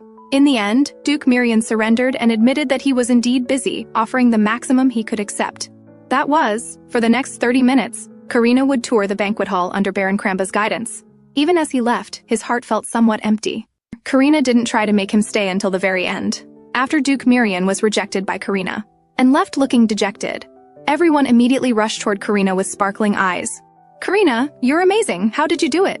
Marian is like an obedient puppy around you. Yes, how did you tame this fierce wolf? This is the first time I've seen him listen to someone like that. Faced with these questions, Karina was too embarrassed to answer. Fortunately, a guest interrupted their conversation at this moment. Hello, Miss Karina. I presume you are Duke Marian's fiancé? Nice to meet you. I am Count Leonhardt, Karina hurriedly recalled, and explained, although this will be announced soon, I should tell everyone in advance. My engagement with Duke Marian has been dissolved, so please don't joke about this anymore. Now it was everyone else's turn to be embarrassed. If that's the case, why did His Grace order us to send all the heron collected during this campaign to the north? Yes, we thought the Duke was doing it for that purpose. Karina felt confused hearing their words. Duke Marian indeed collected it for me, but what purpose are you referring to? Fortunately, Marin, also a woman, discovered the key to the problem. Karina, you're not from the north, are you? No wonder you don't know. In the north, heron is very precious, so people usually give it to very important people, like parents or comrades who have faced death together. If you give heron to someone of the opposite sex, it means you consider them your life partner. Instantly, Karina's face turned red. She recalled her first outing with Duke Marian when they encountered magical beasts. Marian had personally given her a heron at that time. No wonder the soldiers around them had teased them. So giving heron to someone of the opposite sex had such meaning. Hadn't she hurt Marian's feelings once again? Duke Marian had a question in his mind. Why did Karina always emphasize that she was a person who would soon leave? He always felt that the meaning behind these words was not as simple as it seemed on the surface. With these questions, Marian returned to the banquet hall, intending to discuss the plan for subjugating magical beasts with everyone. But everyone's topic kept focusing on Karina. This made Marian very curious. What did Karina say to you all just now that has you fellows so interested in her? What else could we talk about? Of course, about how our Grand Duke's spring has arrived. Seeing Baron Kramba's annoying expression, Marian had no intention of tolerating it. He went straight for a chokehold. If Count Leonhardt hadn't interrupted in time, our gossipy Baron Kramba would likely have suffered a beating tonight. Count Leonhardt also had some questions, because he could tell that Karina must be a young lady from a prominent family. Yet Karina didn't seem like a young lady who had grown up without worries, because he observed. Even when Karina was smiling, her brow would inadvertently reveal traces of sadness. And he had heard she suffered from an incurable disease. Was that the reason? Duke Marian was surprised. Karina even told you all about that? Well, since she's mentioned it herself, I won't hide it from you. My purpose for collecting heron this time is to treat her illness, but I'm somewhat confused. Clearly, after collecting enough heron, we should be able to make a proper treatment potion, and her illness could be cured. But now she keeps thinking about leaving. Hearing this, Count Leonhardt had something to say. As someone who has been through it, I must say, a person with many scars often fears taking the first step. So sometimes you might try slowing down to approach her. I can see that you care deeply for this young lady. But what exactly is this incurable disease? On this topic, Duke Marian couldn't explain clearly either. He only knew that if Karina's condition continued to progress, she would lose part of her body. But what exactly would she lose? Thinking carefully now, neither Carlos nor Dr. Winston had ever told him in detail what the worst outcome would be, while Duke Marian was deep in thought. Baron Kramba's words reminded him, if you don't know what will be lost, why not ask someone who has had this disease? The information obtained should be the most accurate. Someone who has had this disease. Yes, why don't I ask that person? Marian remembered someone. It was the art supply store owner, whom he met when he went shopping for art supplies with Karina. Wasn't he someone suffering from the artistic disease who had lost sensation in his hands? So, despite everyone's objections, Duke Marian found the art store owner that night and asked him about everything from when he first contracted the artistic disease until he lost his entire arm. But after the art store owner described his symptoms, Duke Marian keenly noticed that the symptoms described by the store owner were very different from Karina's symptoms when she had an attack. Because when Karina had an attack, she would often feel as if someone was tightly gripping her heart, like being trapped in a giant rotating millstone. The pain would spread to every inch of her skin, while the art store owner during his attacks only felt hand spasms and pain. However, the art store owner calmly stated that each artist's miracle was different. Therefore, the symptoms of the artistic disease also varied. But when he learned from Duke Marian that Karina's miracle could create life, he could no longer remain calm because, as far as he knew, the price required for a miracle that could create life was only one thing, the creator's life. Hearing this, Marian stood up with a bang. What did you say? Life is the price? Why have they never told me this? And why did she lie to me? Meanwhile, Karina had also fallen into a bad situation. Her consciousness seemed to be controlled by something. Her mouth repeatedly muttering the same phrase. Soon, it will be complete soon. Create a miracle. Mirian, I will have you soon. It was a quiet afternoon. At that time, Karina was painting with Mirian by her side. Mirian had casually mentioned that he wanted a self-portrait of Karina, but Karina had expressed that she would prefer to paint a portrait of Duke Mirian. Mirian was delighted to hear this. To have his portrait painted by the girl he liked was undoubtedly something worth being happy about. So, today Karina planned to complete Mirian's portrait and present it to him as a gift. However, as the brush continued to sketch on the paper, Karina suddenly heard a voice in her ear, constantly urging and guiding her to quickly complete this work and activate the miracle to create Mirian. That way Mirian would belong solely to her, she could possess him completely. Thus, Karina's consciousness was gradually taken over by this bewitching voice. The speed of her brush kept accelerating. Her mouth kept repeating the same phrase. Soon, it will be complete soon, create a miracle. Mirian, I will have you soon. Fortunately, at that moment, Karina's expression was discovered by Duke Carlos, who had come to share the auction's success with her, and he immediately stepped forward to prevent Karina from completing the final step of this painting. But Karina's consciousness had been completely overtaken by that bewitching voice. She struggled frantically, trying to break free from Duke Carlos's restraining hand, wanting to complete this painting that would instantly claim her life. Fortunately, in the end, Duke Carlos used Mirian's name, successfully awakening the already frenzied Karina. After Karina calmed down, Duke Carlos asked her about the cause and effect of what had happened. Looking at the nearly completed portrait, Duke Carlos felt a wave of fear. Thankfully, he had stopped Karina in time, otherwise the consequences would have been unimaginable. However, Duke Carlos still had questions. Karina, you said your consciousness was taken over by a voice. Did you try to resist at any point? But Karina didn't know. She didn't know if she couldn't stop, or if she had found a reason not to want to stop. This feeling was just like what she had experienced as a child. Hearing this, Duke Carlos's expression changed dramatically, because he discovered shocking news in this statement. Karina, when you were little, had you already given life to someone? It was when Karina was very young. Her family went out for a trip. Little Abelia was naughty after breaking free from her sister Karina's hand. She accidentally fell and scraped her knee. Karina's parents, without asking for the reason, placed all the blame on Karina, accusing her of letting go of her sister's hand and pointing out that Karina was healthy. But Abelia was different, saying she deliberately let go of her hand when her sister cried, causing her to get hurt, saying that at such a young age her thoughts were already so malicious. Finally, they slapped Karina hard. That was the first time Karina had been hit. Although Karina wanted to explain tearfully, her parents wouldn't give her the chance. Back home, Karina cried bitterly. It was the first time she felt that being born healthy was a sin, and whenever Karina was sad, she would take out paper and draw to soothe her wounded heart. It was then that the seductive voice appeared. That voice constantly whispered in Karina's ear, "There are no parents in this world who cherish you. So, if you want loving parents, just draw them. Draw parents who only have eyes for you, just like that." When Karina came to her senses, a pair of parents smiling tenderly had appeared on the paper. That was Karina's first time giving life to a person. At that time, she didn't know that giving life to a person in a drawing would have such a huge price. Although the parents from the drawing only stayed with her for 10 minutes, it was those brief 10 minutes that gave Karina the courage to go on. After hearing Karina recount this childhood experience, Duke Carlos clenched his fists in anger. Now he finally understood why Karina hadn't completed many works, yet was so seriously ill. At the same time, he hadn't expected that there could be such unreasonable parents in the world. Was it because the younger daughter had poor health that the healthy second daughter had to bear everything? If they had paid even a little attention to Karina, given her just a bit of love, then Karina's condition wouldn't have developed to such an irreversible stage. Duke Carlos looked at this girl whose heart was full of trauma and couldn't help but feel heartbroken. He held Karina's hand tightly, comforting her softly. "What happened in the past is over. You didn't know then that giving life to a person would have such a great price. It's not your fault. But Karina, you absolutely cannot create miracles again in the future. And I promise you, no matter what, I will do my utmost to keep you alive, so you must also have the desire to live." Seeing Duke Carlos's determined eyes, Karina also strengthened her resolve to live. "Don't worry, Carlos, I want to live. This desire is stronger than ever before." But just as Duke Carlos was about to breathe a sigh of relief, Mirian, who had learned the truth from the art store owner, returned, and the furious Mirian happened to see Duke Carlos holding Karina's hand, kneeling on one knee before her. This made the already angry Mirian even more furious. A battle born from misunderstanding was about to begin. Although this was a misunderstanding, Mirian was already on the verge of madness. He was like a fierce wolf about to pounce on its prey, staring intently at Duke Carlos, who was still holding Karina's hand. But because Karina was present, Mirian chose to suppress his feelings temporarily, jealously separating their joined hands, declaring his ownership in front of Carlos. holding Karina tightly in his arms.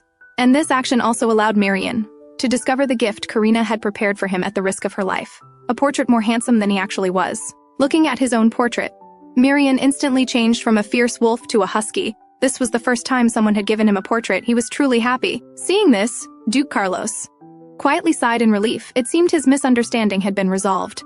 But just as he was about to quietly leave, he was caught by Marian, because now Marian had many questions to ask his good brother. Duke Carlos, seeing Marian suddenly calling him back, immediately felt an ominous premonition. Indeed, after the two left Karina's room, Marian gave Duke Carlos a hard punch. You knew all along that Karina didn't have long to live.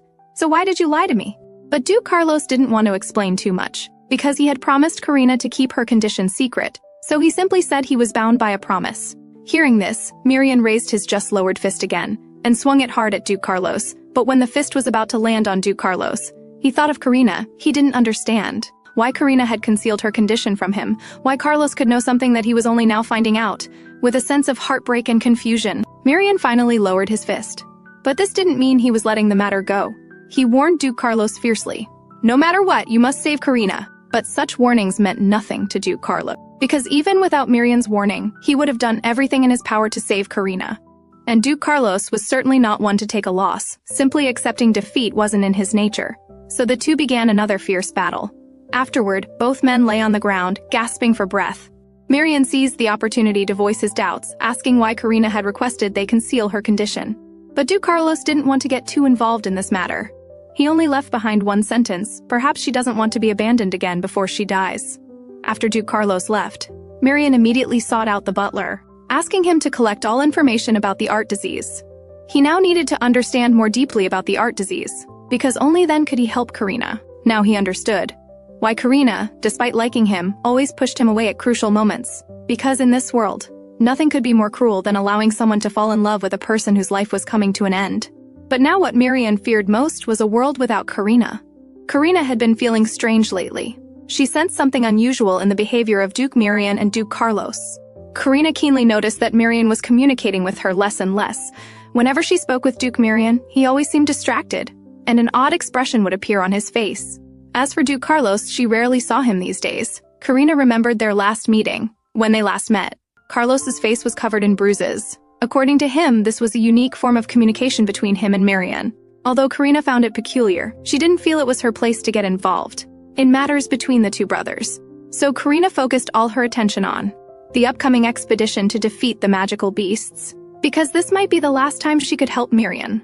Sometimes she wondered when exactly she had become accustomed to a life with Marian. Would she miss him when they eventually parted ways? At this moment, Dr. Winston interrupted her thoughts. Karina, it's time for your medical checkup. Let's go back to your room now. After the examination was complete, Dr. Winston inquired about Karina's recent physical condition as usual. But when Karina claimed she was feeling fine, Dr. Winston sighed. Karina, you don't need to lie to me. This doesn't help with treating your condition. Seeing this, Karina reluctantly told the doctor that her physical condition was not good at all. Recently, her episodes had become increasingly frequent, and during each attack, she had thoughts of ending her life. Yet she couldn't confide in anyone because lately she often felt that she had wronged everyone connected to her, and she felt she had committed a grave mistake against Marian. She felt like she was dying as the pain during her attacks grew more intense. This feeling that her life was approaching its end became stronger and stronger. Karina's condition worsened once more. Her episodes not only became more frequent, but the pain that accompanied them grew more excruciating. And after being tormented by illness for so long, Karina inevitably developed thoughts of ending her life. So Karina now constantly felt that she was letting everyone down, disappointing all those who cared for her. Everyone was trying their best for her health.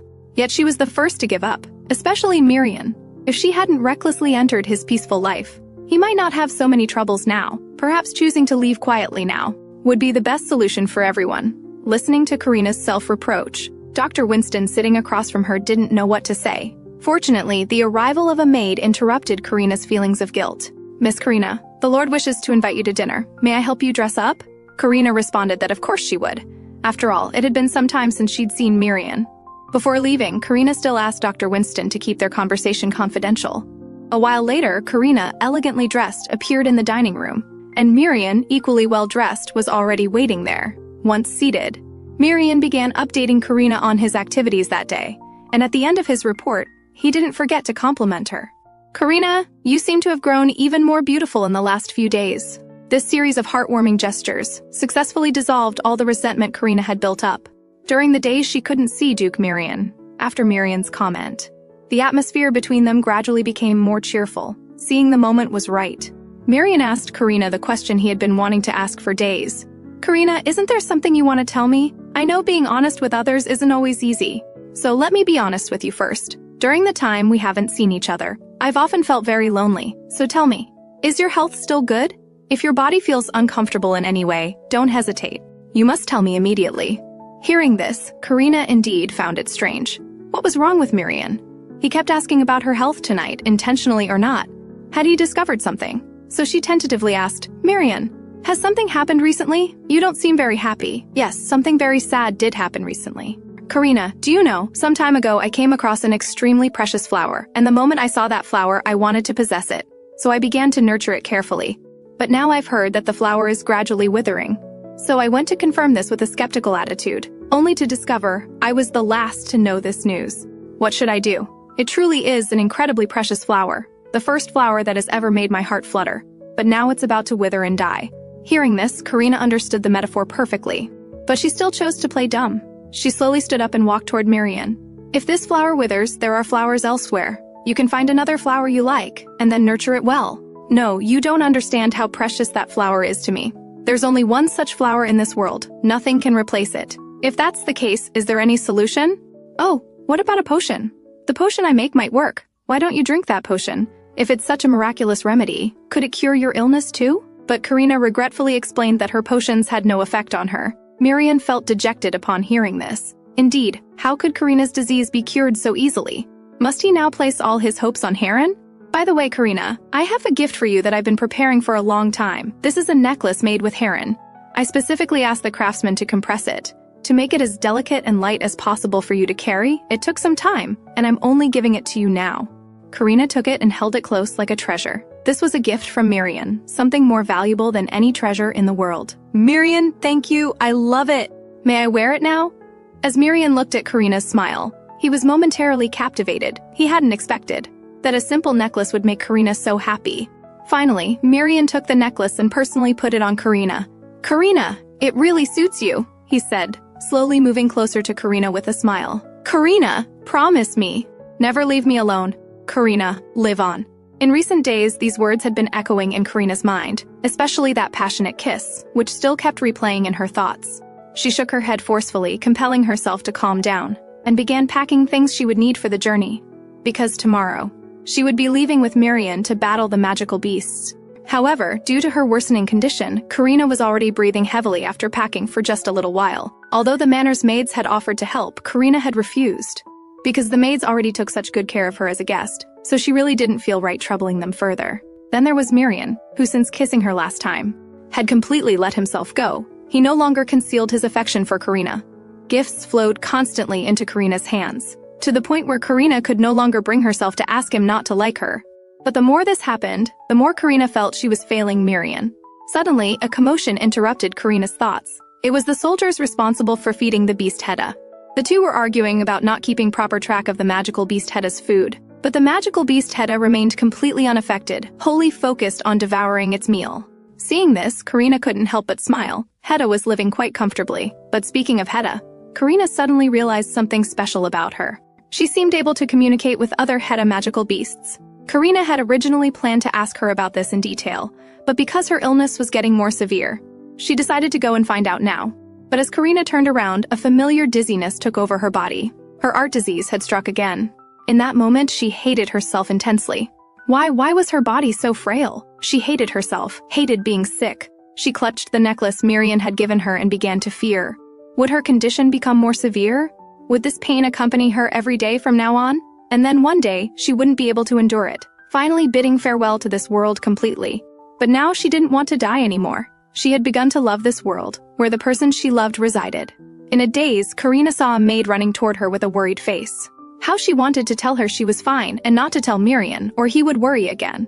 When Karina opened her eyes, she saw Mirian lying beside her. "Good morning, Karina." Seeing Mirian so close, Karina felt momentarily disoriented. Hadn't she fainted? Oh right, before she fainted. She had seen a maid running toward her with an anxious expression. But why was Miriam in her bed now? The sky was really getting bolder. However, when Karina remembered that just before waking up, she had been nuzzling against Miriam like a little kitten. Embarrassment took over, and she temporarily forgot to scold Miriam for his improper behavior. Seeing this, Miriam thoughtfully poured her a glass of water. You sweated a lot in the early morning. You must be thirsty now. Drink this water first to feel better. After drinking the water, Karina felt somewhat guilty.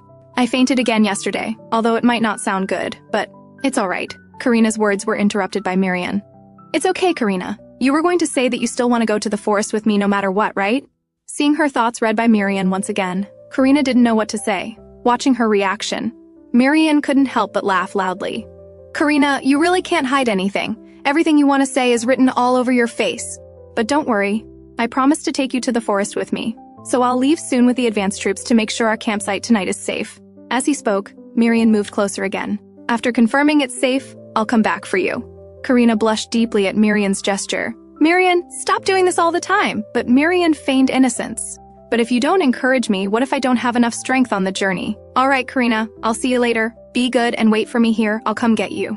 Watching Miriam's retreating figure, Karina felt like she was dreaming. What kind of relationship do we have now? Although he confessed to me, I never gave him a clear answer. But this feeling is truly so wonderful.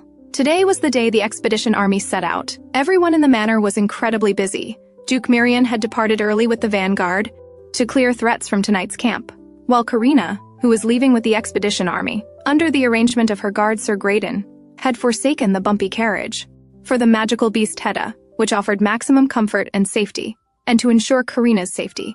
Sir Graydon also ordered a yellow scarf to be placed on Hedda, to distinguish her from other magical beasts. Before departure, Sir Graydon kept instructing Hedda, don't move too fast, and don't join the battle while carrying the young lady. But hearing this, the magical beast Hedda just stared at him, then chose to completely ignore him. Sitting on Hedda's shoulder, Karina asked the question she had always wanted to ask. Hedda, didn't you come out of my painting? I'm curious, how can you continue living without consuming my life force? Hearing this, Hedda thought for a moment, then haltingly gave her answer. Because I ate core that replaces Master's life. Hearing this, Karina could hardly believe it. What Hedda was referring to must be Heron, but why could Heron substitute for her life? With this question, Karina embarked on the journey to defeat the magical beasts. Meanwhile, Duke Miriam had already dealt with all the magical beasts around tonight's campsite, and had ordered the bloodstains from the recent battle with the monsters to be cleaned up. Although Karina wouldn't mind the bloodstains, he wanted to provide the best environment for her. The only disappointment was that none of the magical beasts they had just hunted contained traces of Heron. This made Miriam slightly irritable, because he knew Karina didn't have much time left. Her body was now like an hourglass full of cracks, life slipping away rapidly. Therefore, he had to act quickly, before Karina's body collapsed completely, to collect as much Heron as possible for her. But now he had to return along the original route, to meet up with Karina, just as Miriam finished clearing the area around the camp, and turned back to meet Karina. Karina had already set out with the expedition army.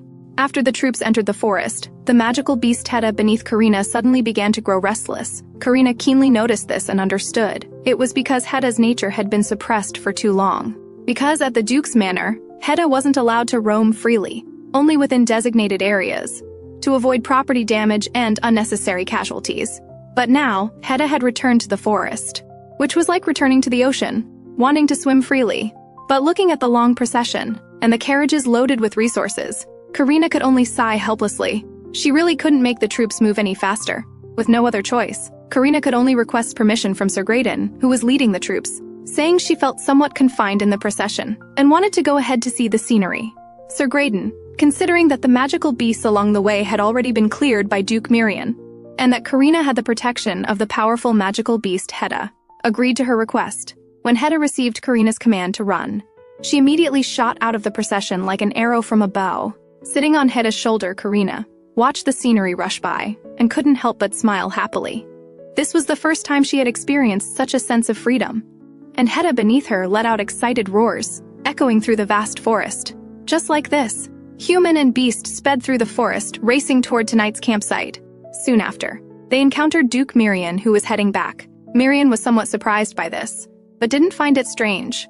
Karina, didn't I tell you to stay safely with the main troops? Looks like you couldn't resist again. Karina explained, I sensed that Hedda wanted to run, And I also really enjoy this feeling, like riding a horse, so we went a bit faster. But this is really fun. Seeing Karina's joyful smile, Miriam quietly took off his outer coat. But no matter how fun it is, you need to take care of your health. The winter wind is very cold, and if you're interested in horseback riding, I can teach you. Hearing this, Karina laughed happily. Do you really mean it? I thought you wouldn't agree. Looking at the delighted Karina, Miriam couldn't help but tease her with a smile. Are you that interested in horseback riding? Yes, it's one of the items on my wish list. Wish list? Miriam was puzzled. A wish list? What's that?